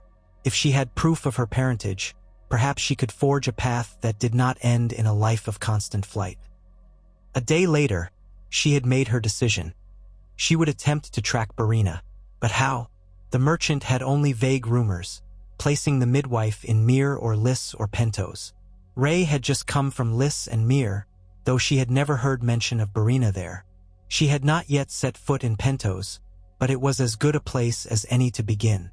Illyrio Mopatis, that infamous Pentoshi magister, was known to have a hand in Targaryen intrigues.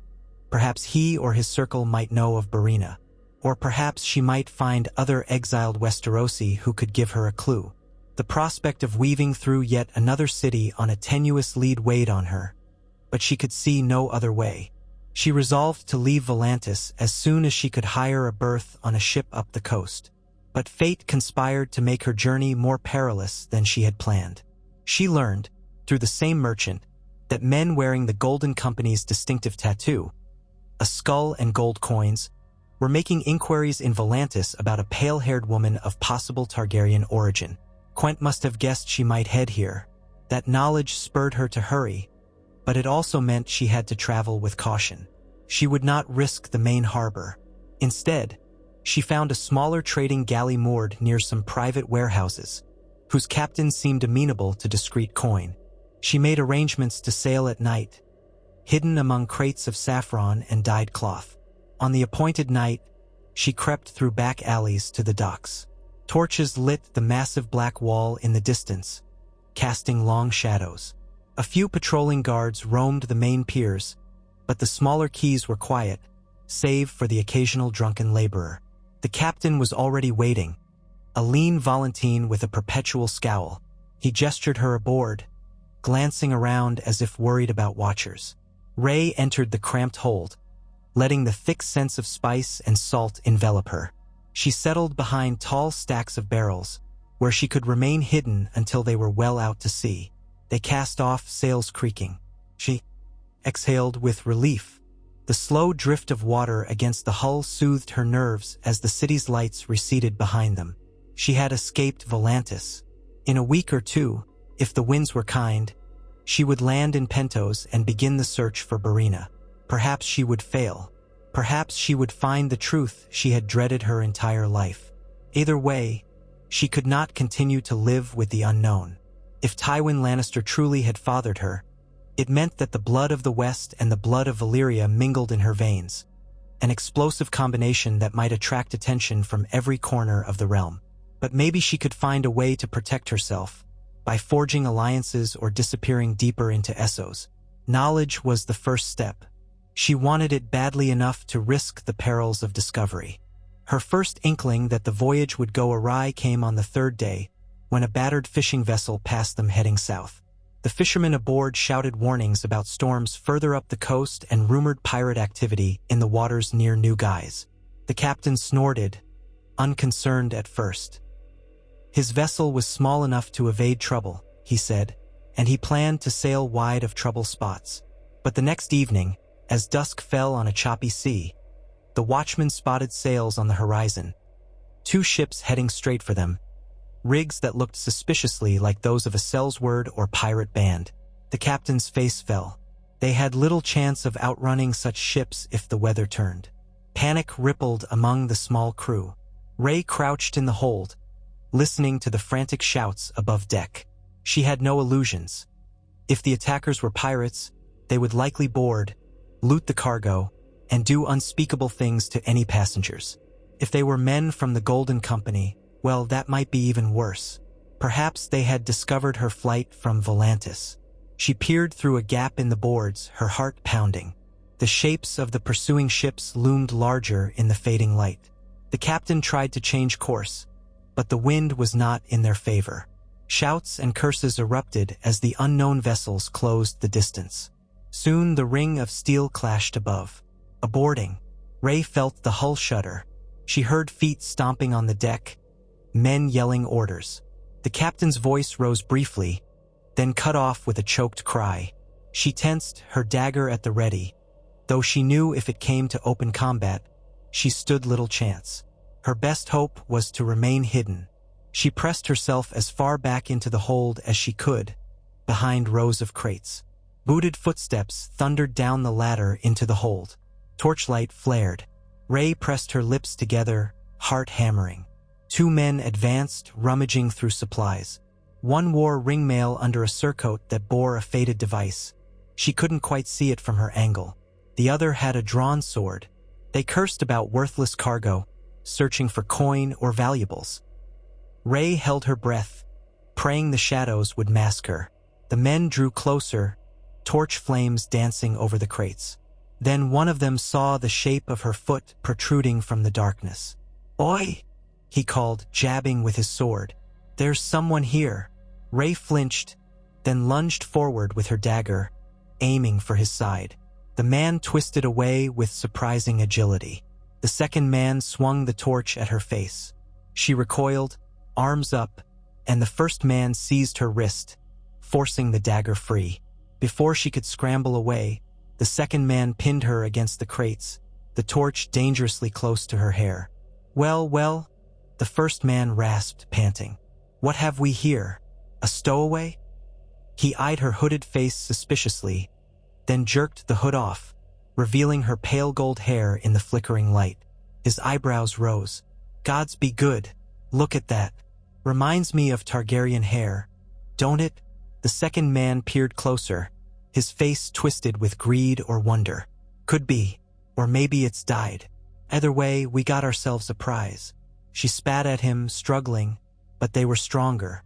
They wrenched her arms behind her back. The first man rummaged for a rope while the second leered. "We'll take her to the captain. If she's who we think, or at least worth something, we might get a nice reward." A moment later, they dragged her topside, ignoring her thrashing kicks. Bodies of the original crew lay scattered across the deck, some moaning, others unmoving. The wind howled, mingled with the smell of blood and salt. On the quarterdeck stood a man wearing partial plate and a black cloak. His hair was shaved close, revealing a scalp tattoo of a skull flanked by gold coins, the emblem of the Golden Company. Ray's blood ran cold. She had been right. These were Sellswords, not random pirates. The shaved man barked orders for the hold to be searched thoroughly, then turned his attention to Ray as his men hauled her forward. He tilted his head, eyes glinting beneath heavy brows. "Who are you, girl?" She glared, saying nothing. One of the men said, "Found her hiding in the hold, Captain. Looks like Targaryen hair or near enough. Could be that one the lieutenant was looking for in Volantis." A flicker of recognition crossed the captain's face. "I, Quent's quarry, I'll wager. So you're Ray Waters, is that it?" He stepped closer, examining her features in the torchlight, ignoring her attempts to wrench free. "Said to be half lion, half dragon. A tall tale, but you've got an uncanny look. Let's see if you've got those eyes of gold they spoke of." He seized her chin, forcing her to stare up at him. She spat again. He slapped her once, brisk and punishing, splitting her lip. "None of that now. You'll live longer if you cooperate." Another man brought a lantern, illuminating her face fully. The captain studied her. "Ha! There's green in those eyes, but flecked with gold, just like Quent said. Not quite normal Targaryen color, that's for sure." Releasing her chin, he looked to his men. "Bind her arms properly and keep her under watch. We'll deliver her to Quent soon enough. See what price is on her head. Or maybe we just deliver her to the prince."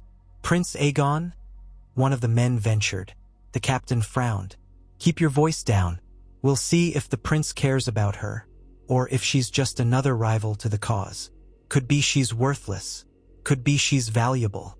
That'll be for Quent and the others to decide." Ray seethed, panic mingling with fury. She had to think. If they took her to Prince Aegon, if he truly was Rhaegar's son, he might well see her as a threat or a tool. And if the Golden Company believed she carried Lannister blood, they might exploit her in a scheme against the Iron Throne. She thought of escaping into the sea, but with her arms bound, she would surely drown. She tried to slow her breathing. There might be another chance to slip free later once they reached land. At least they intended to keep her alive for now. They forced her aboard one of their larger vessels, leaving the battered merchant galley behind to limp onward or sink. She never learned which. Locked in a cramped compartment below decks, Ray listened to the pounding of waves against the hull, her mind racing through possible outcomes. If Quent was part of this band, he would be pleased to have captured her. She suspected they would try to sweet-talk her into some arrangement. Join their cause, help legitimize Prince Aegon's claim, or else. But she had no illusions. If they thought she would not cooperate, or if she proved too dangerous, they could kill her at any moment. The days passed in a blur of hunger, thirst, and the ache of tight bonds. They offered her water and meager scraps of food, but she remained fettered most of the time, her wrists raw from the ropes. She refused to speak more than a few words, cursing them when they tried to pry answers out of her. Occasionally the captain came to check on her, or one of his mates, but none revealed their larger plans. At last, the ship dropped anchor off a rocky shoreline that Ray did not recognize, perhaps near the Stepstones or further east. She was hauled topside at dawn, blinking against the glare. Quent was there, waiting in a small skiff bobbing beside the ship. He stared up at her, his expression unreadable. They lowered her down roughly. She landed in the skiff, still bound, nearly toppling overboard if not for Quent's quick hand. "You gave us quite the chase," he said quietly, as the oarsman rowed them toward a secluded cove. His eyes flicked to the bruises on her cheeks, the dried blood at her lip. "I'm sorry for your rough treatment. These men don't answer to me alone. They have orders from superiors who want you secured." Ray let out a bitter laugh. "Spare me your regrets. You're my captor either way." He exhaled. "It didn't have to be like this. I asked you to come willingly in Mir. I offered protection. Now others have decided you might be a threat if you're not firmly under watch." "A threat to whom? Your precious prince? If he's truly Rhaegar's son, he's the rightful Targaryen heir, so what need has he of me?" She glared at him, though her bound arms made her posture awkward. Quent looked away, his voice subdued. "He might have need or he might not, but you carry uncertain Targaryen blood, and rumor says Lannister blood as well. Think of the alliances that might be forged if you cooperated." Ray spat over the side of the skiff. "I have no interest in forging alliances with a band of invaders. I'm just a woman who wants to live free. Why is that so difficult for you to accept?" He did not answer. The boat slid onto a stretch of gravelly beach. Beyond, a narrow path led up a rocky bluff. Two men waited at the shore, armed with spears. They dragged Rey from the skiff, ignoring her curses. She did her best to hold herself proudly, refusing to show fear. Quent followed, though he walked slightly behind her, as if uncertain of his role now that she was truly in their custody. They ascended the bluff to find a makeshift camp tucked behind a ridge, hidden from the sea. A cluster of canvas tents stood around a small central fire. The Golden Company's flags, a cluster of gold coins encircling a skull, fluttered in the brisk wind. A handful of men in half-armor loitered near crates of supplies. Farther back, Rey glimpsed horses tied to a picket line. Clearly, a portion of the Golden Company had made landfall here, likely in preparation for something bigger. Some waiting vessel or some plan to strike. She could only guess. Quent guided her toward a larger tent at the center of the camp. A guard pulled aside the flap. Inside, the dim lamplight illuminated a figure sitting at a plain wooden table, sifting through maps. He was older than Quent, perhaps 40, with a neatly trimmed beard and a small scar across his nose. When he looked up, Rey saw keen intelligence in his gray eyes. "So you've brought her," the man said, rising to his feet. "Let me see." He gestured for Quent to step aside and turned that keen gaze on Rey. "Hood down." One of the guards yanked it from her head, revealing her pale hair again. The man circled her, studying her face. "Striking, but so are many Lyseni with dyed hair." "Quent, are we certain?" Quent nodded. "She fled Mir. Everything matches. She's rumored to have ties to the rumored half-Targaryen line. And if nothing else, she's made quite an effort to evade us." Rey mustered her courage. "Yes, because I don't want to be your pawn." The older man inclined his head. "I am Devour. I speak for our commanding officers in this region. My dear, you might have heard of the Golden Company's plan to restore House Targaryen to the Iron Throne. We serve Prince Aegon, who is very much alive and determined to press his birthright. We've heard talk of you, a rumored scion of Queen Riella, fathered by, well, let us not mince words. Some say Tywin Lannister. We mean to discover the truth of that one way or another." She sneered. "And if I'm not who you think I am?" Devour spread his hands. "If you're not, we'll release you once that's established. We don't care to keep a random Lyseni or Myrish girl hostage. But if you are, we'll make you an offer. Your safety in exchange for your cooperation. We might arrange a marriage alliance, or use you as a symbol to rally certain factions who dislike the Lannisters but respect the Targaryen name." His eyes gleamed with calculation. "Think on it. You might help unify the realm under a Targaryen who is free of the Mad King's taint. Or if you've no desire to meddle in politics, you can at least ensure you won't be hounded or murdered by Lannister spies." She felt her stomach roil. "You speak of my safety as though it's a coin to be bought and sold. Maybe I'd rather die than be used as a tool." He shrugged, unperturbed. "Let's hope you won't be that stubborn. And let's also hope you're truly Targaryen, for your sake. Our patience with pretenders is limited." He gestured to Quent. "Take her to the next tent. Remove her bonds so she doesn't lose circulation, but keep her under guard. We'll have her examined soon. Someone with enough knowledge of Targaryen lineage to confirm or deny. Possibly even the prince himself, if he comes this way." Quent gave a small nod, pressing his lips together. He led Rey out of the command tent and across the camp to a smaller pavilion. Inside, there was only a simple cot, a wash basin, and a trunk. Rey's ankles and wrists were untied with brisk efficiency, leaving her rubbing at the red welts. 2 guards stationed themselves outside, halberds in hand. Quent lingered a moment, glancing at her with something akin to regret. She met his eyes. "Is this what you wanted? To see me caged in a canvas prison?" He exhaled, rubbing a hand over his stubbled jaw. "No, I'd hoped we could work together more amicably. Some in the company are better men than you think. Men who truly believe in a Targaryen restoration that would end the bloody civil wars. But they can be ruthless if they sense an advantage. I'm sorry you've been handled so roughly." She laughed bitterly. "I suppose I should be grateful you didn't slit my throat. I'm sure that was an option." He said nothing, only raised a hand in farewell and slipped out, leaving the tent flap drawn. Rey sank onto the cot, massaging her sore wrists. Her mind reeled, exhaustion tugging at every muscle. Escape seemed impossible at present. She was on an unfamiliar coast, ringed by a camp of hardened sellswords. Any attempt to flee now would be suicidal.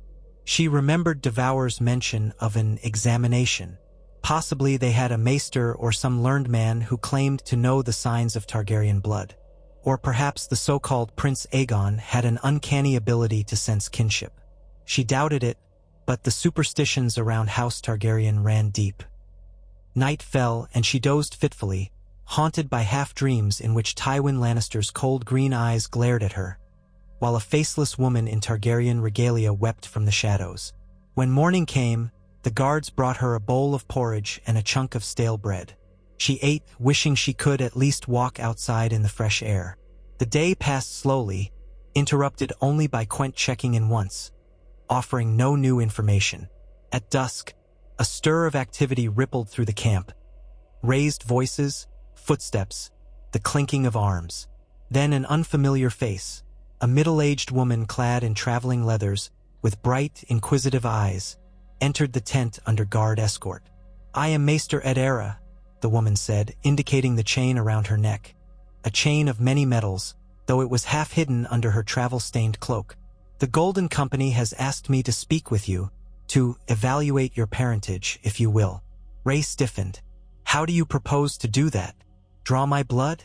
I doubt you have a test that can prove I was fathered by a Lannister." Edera offered a small, wry smile. "We have no simple test, it's true, but I have studied the genealogies of House Targaryen extensively, as well as House Lannister's line. Certain physical traits sometimes breed true. There may be ways to glean some measure of truth from your bone structure, your hair, your eyes, the shape of your features. Of course, none of it is conclusive, but I have also been told you speak High Valyrian with a certain accent that might have come from the Red Keep, if you learned it as a child from King's Landing tutors. And if you were old enough to have gleaned certain knowledge of the Red Keep's layout or customs, that might also serve as anecdotal evidence." Rey said nothing for a moment, then let out a low breath. "You might glean hints, but you can't be sure. The only real proof would be if someone recognized me from infancy, or if there were letters or records, or if you found a midwife named Barina." Edera tilted her head, expression sharpening. "Barina? I see you've heard of her. She's rumored to have been the one who smuggled out the child, if indeed there was a child. So the Golden Company might already be searching for her. Would that reassure you, if we found her?" Rey hesitated. "It might. If she can confirm I'm not the one you seek, then perhaps you'll let me go." Edera studied her quietly. "Is that truly what you want? To be free of it all? What else would I want? If I were the child of Tywin Lannister and Rhaella Targaryen, I'd be a living scandal. No place in Westeros would be safe for me." The maester nodded, sympathy in her eyes. "Yes, I can imagine. But perhaps there is a path that doesn't end in blood. Perhaps you and Prince Aegon might find common cause in opposing the Lannisters. The realm has suffered greatly under the War of the Five Kings.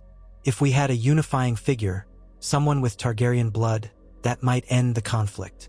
Rey scowled. "You assume we'd want the same thing.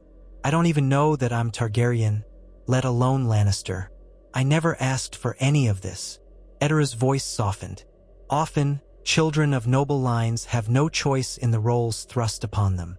But let me at least examine you, ask you a few questions. You can withhold answers, but the more you cooperate, the likelier you'll be treated kindly." Rey eyed the maester's chain. The woman had a quiet, steady presence that reminded her of a teacher she had once known in Lys. Perhaps she could trust her more than these Sellsword captains. "Fine, ask." And so the uncomfortable process began. Edera gently brushed Rey's hair aside, examining the roots, noting how it shone more gold in certain angles of light, more silver in others. She held a small magnifying lens to Rey's eyes, muttering about the hue, green flecked with gold, reminiscent of the West, though there was a faint ring that could be argued as Valyrian. She asked about Rey's earliest memories, testing whether she recalled any detail of the Red Keep's corridors, sigils, or the presence of a queen. Ray's recollections were vague, mostly involving a sense of hush and fear, a labyrinth of stone halls, flickering torches, and a woman's muffled sobs. That might fit King's Landing, or it might fit a keep in the Crownlands. Adara took note of each statement. She also tested Ray's High Valyrian, listening carefully to her pronunciation and accent. Afterwards, the maester seemed both intrigued and unsatisfied. The accent is refined, Adara concluded, but it has divergences from the classical Essosi version. You might indeed have learned the language from a Westerosi Targaryen source, though it's also possible you merely had a skilled tutor. As for your hair and eyes, well, they are unusual but not definitive. Some silver-haired Lyseni have greenish eyes. Still, combined with your complexion and bone structure, I can see why people suspect Targaryen blood. Sage. He paused. However, the Lannister side is trickier. Many in the West have green or hazel eyes, and your hair might be explained by that. But Tywin's known children tended to have bright green eyes or golden hair, not this strange admixture. Then again, genetics can be unpredictable. Ray exhaled. So you've essentially told me nothing certain. Adara offered a rueful nod. I'm afraid so. I'm a woman of science, and you can appreciate that science has limits, especially when it comes to ancestry. But there is still the matter of your memories. Some may be indicative of the Red Keep, though uncertain. I will report my findings to Devour. Ultimately, the decision is not mine to make. But I shall advise him that we lack definitive proof.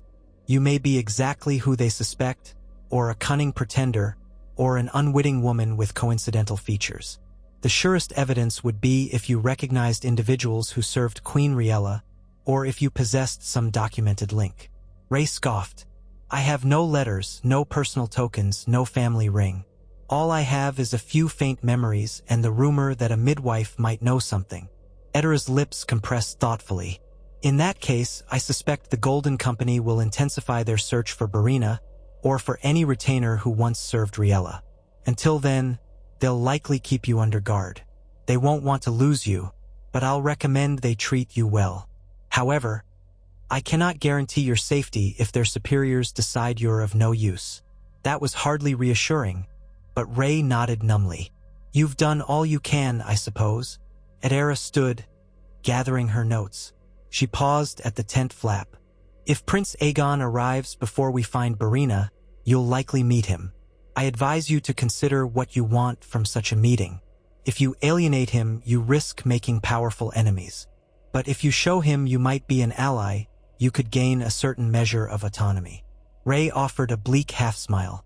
Being used by one Targaryen to wage war on Lannisters is hardly the autonomy I crave. Adara murmured a farewell and left, the tent flap swishing behind her. Ray sank against the cot, exhaustion clawing at her again. She was trapped in a web not of her own making. Time dragged on, day melting into night, with no sign of rescue or release. Quent visited occasionally, urging her to remain patient. She told him she wanted no part in Prince Aegon's schemes. He responded that she might not have a choice if they deemed her a valuable piece on the board. And so the waiting continued. Amid that waiting, far away in King's Landing, Cersei Lannister reigned as Queen Regent to the boy king, Tommen. She had never heard a whisper of the name Ray Waters, nor did she suspect that any alleged half-sister walked the earth. She was consumed by her own machinations, her hatred for Marjorie Tyrell, her attempts to secure more power even as the realm teetered. The death of Tywin had left her feeling both liberated and unmoored. She despised how her father had overshadowed her, but she missed his iron hand, which once held the realm together. Now, left to her own devices, she flailed, conjuring plots and subplots that sowed further discord. Jaime was distant, Tyrion vanished across the sea, and Cersei felt more isolated by the day.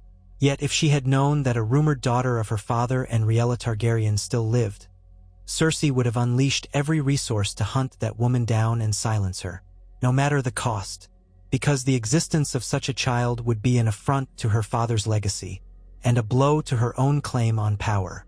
For now, she remained ignorant, and so the game advanced without her direct interference. North of King's Landing, the War of the Five Kings sputtered on in fractured form, with Roose Bolton holding Winterfell, Stannis Baratheon perched at the wall, and the Ironborn marauding the western coasts. None guessed that across the narrow sea, the Golden Company harbored a prisoner who might carry the mingled blood of lion and dragon.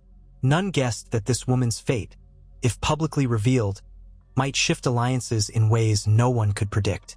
Yet the players who did know, men like Devour and Quent, moved quietly, waiting for the right moment to present their find to Prince Aegon and see how the so-called heir would use her. After a fortnight in the camp, Ray's mood swung between defiance and resignation. She was allowed to walk under guard along the beach for short intervals, enough to feel the grit of sand beneath her feet and the crisp sea breeze on her cheeks. She counted the small freedoms. At least they no longer kept her bound, and they fed her passably well. She had tried once to gauge the guard's leniency, feigning a twisted ankle in hopes he might let her wander. He was not fooled, offering only a grunt and a supportive arm. No chance to slip off into the rocks. They were alert and capable as Selzward's had to be. One evening, Quent appeared at the entrance of her tent with a fresh piece of news. Prince Aegon has landed elsewhere along the coast with more of the company.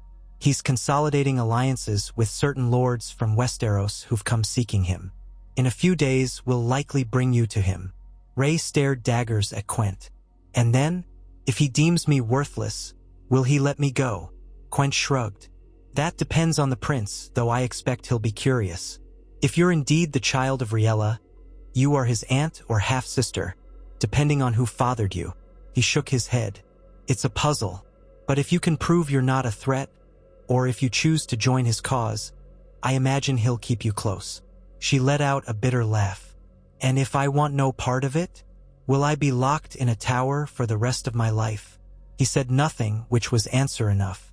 That night, Ray lay awake, listening to the sigh of wind through the canvas. She thought of the father she might have had, Tywin Lannister, a man so often described as stoic and cruel, a man who orchestrated the sack of King's Landing and the Red Wedding. What did that say about her own blood? The Targaryens had their share of madness, and the Lannisters had their share of ruthlessness. Which legacy would weigh more heavily on her soul, if indeed she was of their line? She felt more like a stray cat than the daughter of two great houses, but this entire fiasco hinged on the possibility that she might have been born of that unholy union. The ramifications terrified her.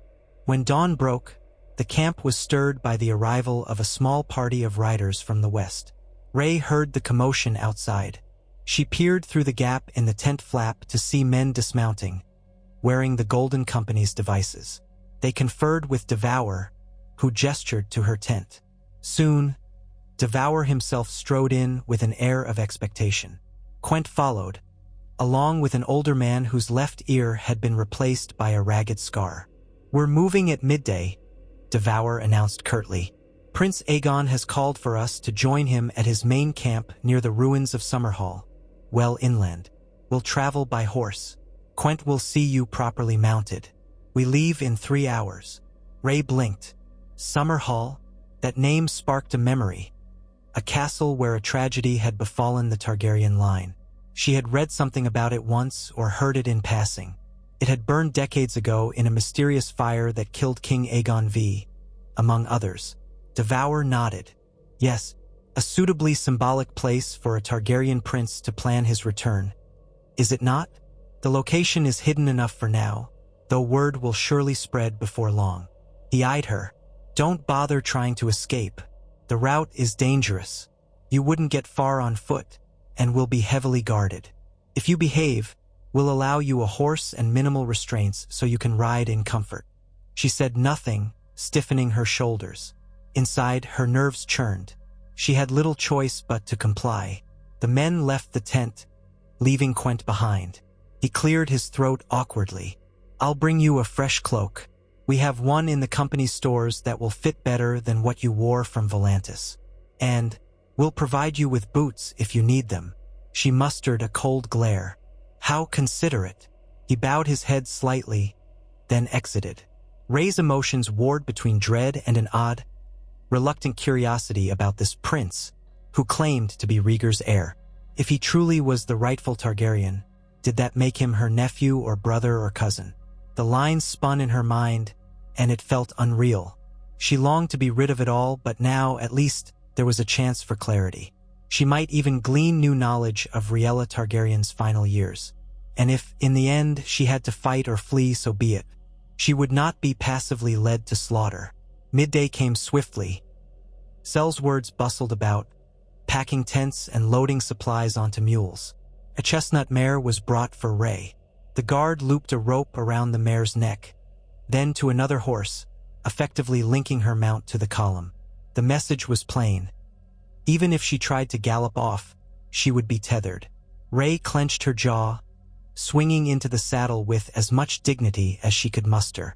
Their caravan set out, riding inland across rolling, arid terrain dotted with sparse shrubs and rocky outcrops. The sky was wide and bright, the air crisp with late-season dryness. They traveled for days, often in silence. At night, they made rough camps with a small fire for cooking. Devour and Quent maintained a tight watch. Ray had no chance to slip away unless she was prepared to kill men in cold blood, which she was not.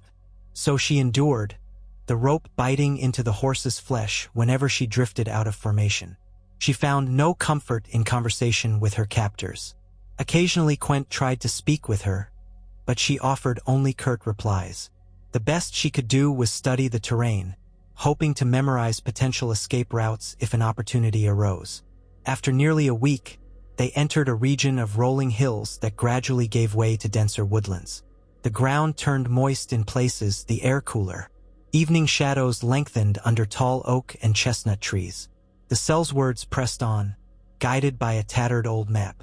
When the trees thinned, Ray glimpsed ancient stone ruins perched atop a gentle slope, broken walls and blackened towers. Summerhall. She had heard it was once a Targaryen summer palace, destroyed by flames decades ago, claiming the life of King Aegon V and Prince Duncan. Now it lay in silent ruin, haunted by crows. But around its periphery, Ray saw signs of life. Tents, fires, banners snapping in the wind. The Golden Company had made camp. Several hundred men at least, perhaps more. A wave of foreboding crashed over her. If Prince Aegon had indeed set his seat of operations here, then he was not some feeble pretender. He had men, arms, and the loyalty of a famed Sellsword company. They rode through a makeshift gate. Guards saluted Devour, casting curious glances at Ray. She tried to maintain a mask of indifference despite her pounding heart. Within the camp, men milled about, sharpening weapons, cooking stews, or tending horses. Some wore partial armor or surcoats with the Golden Company's sigil. Others were Westerosi knights or lords in exile, sporting heraldry she did not recognize. The air buzzed with tension and excitement, as though a major undertaking was imminent. Ray wondered if they intended to march on Westeros soon, crossing the sea with ships or forging alliances with lords who opposed the Lannisters. She had never imagined the company would be so audacious. Devour dismounted and nodded to Quent. Take her to the main ruins courtyard. The prince is in the old keep tower, or what's left of it. Quent signaled Ray to follow. They climbed a slope of cracked stone steps leading into what remained of Summerhall's central keep. Only a few sections of wall stood, the rest fallen to rubble. The charred black stones still bore the scars of that ancient fire. Vines and moss clung to cracked pillars. Ray felt a chill, as though the ghosts of Targaryens past loomed at every turn. The Sellswords standing guard at a battered archway parted to admit them. The space beyond had been cleared of debris, forming a rough courtyard. Torches flickered along the walls, revealing more men. At the far side of the courtyard was an elevated dais of rubble, where a figure stood with arms folded, engaged in conversation with two others. Even from a distance, Ray recognized the confident bearing of someone accustomed to command. "That's him?" she asked softly. Quent nodded. "Prince Aegon." He led her forward. The prince turned at their approach, stepping away from his companions. He wore simple travel leathers, but there was an undeniable air of regality in his stance. His hair was a pale silver blonde, cut short, and his eyes were a deep indigo with a faint violet sheen in the torchlight, a hallmark of House Targaryen. His features were fine, reminiscent of portraits she had seen of Prince Rhaegar in old dusty volumes. Rhae felt a tremor pass through her. If appearances were any guide, he was indeed a Targaryen, or at least carried strong Valyrian traits. Aegon studied her with open curiosity. She heard a faint hush fall as onlookers realized who had arrived. Quent gave a small bow. "Your Grace, we have brought the woman you requested. The one rumored to be of Targaryen blood. Possibly." He trailed off, glancing at Rhae, leaving it unspoken. Aegon's gaze flicked over her face, taking in her unusual hair and eyes. "You must be Rhae Waters," he said, his voice surprisingly soft. "I've heard you've been elusive. May I ask why you've gone to such lengths to avoid us?" She clenched her jaw, forcing herself to meet his eyes. "Because I didn't ask to be part of your war, nor do I desire to be used as a banner. I only want my life to be my own." He offered a small, wry smile. "And do you believe such a life is possible when you have Targaryen blood? The realm is in turmoil. Every scion of House Targaryen becomes a target or a symbol or both. I know that all too well." She scoffed softly, taking in his posture, the ring on his finger that bore the three-headed dragon. "So you might appreciate why I fled. Let me guess. You're here to see if I might be your aunt or your sister, or some such nonsense. And if I am, you want me to join your cause?" His mouth curved at the bluntness of her words. "I'll be honest. It would help. If you truly are the daughter of Queen Rhaella, that makes you of my blood. If Tywin Lannister fathered you, that might be complicated, but also a powerful piece of leverage. I won't deny that. The Lannisters currently sit the throne. If the realm learns Tywin's own child is aligned with House Targaryen, it undermines their legitimacy." His gaze grew more searching. "But let me be clear. I have no desire to hold you against your will. I only want to see the Targaryen line restored. If you can assist me in that, I'll grant you a place of honor. If you prefer not to play any role, we'll come to an arrangement of some sort." She laughed bitterly. "An arrangement that ensures I don't become a threat, I imagine." He shrugged. "Politics is complicated. I would not harm kin, but I cannot ignore the reality of your potential claim. If you truly are a Targaryen, you might one day challenge me, or be used by my enemies. So you see my predicament." Rhae measured his words. He was more diplomatic than she expected, not an obvious tyrant. But that did not mean she trusted him. "And if the midwife Barina or some other witness proves I am not a Targaryen at all, then I'm free." Aegon inclined his head. "Yes, if it's conclusive, I'll release you. I've no reason to keep a random woman in my camp." One of the prince's companions stepped closer. A tall, lean man wearing a half-cloak embroidered with a golden dragon on black. He said in a clipped tone, "Your Grace, we cannot simply let her go if she's not Targaryen. She knows too much. She's seen our strength here. She could carry word to the Lannisters." Aegon turned, narrowing his eyes. "That's true. We might have to keep her under watch until we're ready to reveal ourselves openly. But I have no intention of brutalizing innocents." He swung back to Rhae, his expression gentle. "You see the difficulties. I mean you no harm, but my cause is precarious." Rhae folded her arms, ignoring the stares of the Sellswords gathered around. "I understand, but I won't pledge myself to you blindly. If you truly are Rhaegar's son, you have no reason to fear me. I bear no ambition for a throne. I don't even know if I carry Targaryen blood. I never asked for your war." He studied her for a moment longer, then gave a small nod. "Very well. You shall remain here as our guest, restricted in your movements for now. We're searching for Barina or any other who can confirm your parentage. When we have proof one way or another, we'll decide the next step." She lifted her chin. "I'm tired of being caged." "I know," he said softly, "but I promise you'll be treated well.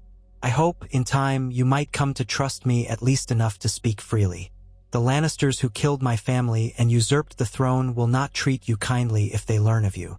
I might be your best chance, ironically enough." She gave no reply. He turned to Quent. "Take her to a more comfortable tent than the last one. Give her whatever she needs within reason. Post a guard to ensure she doesn't wander." Quent bowed. "Yes, Your Grace." Aegon looked back at Rey. "I'd like to speak with you again tomorrow, perhaps over supper, if you're willing." A calmer discussion, with fewer onlookers. He flicked a glance at the gathering cell's words and exiled knights. Rey exhaled. "I'll consider it."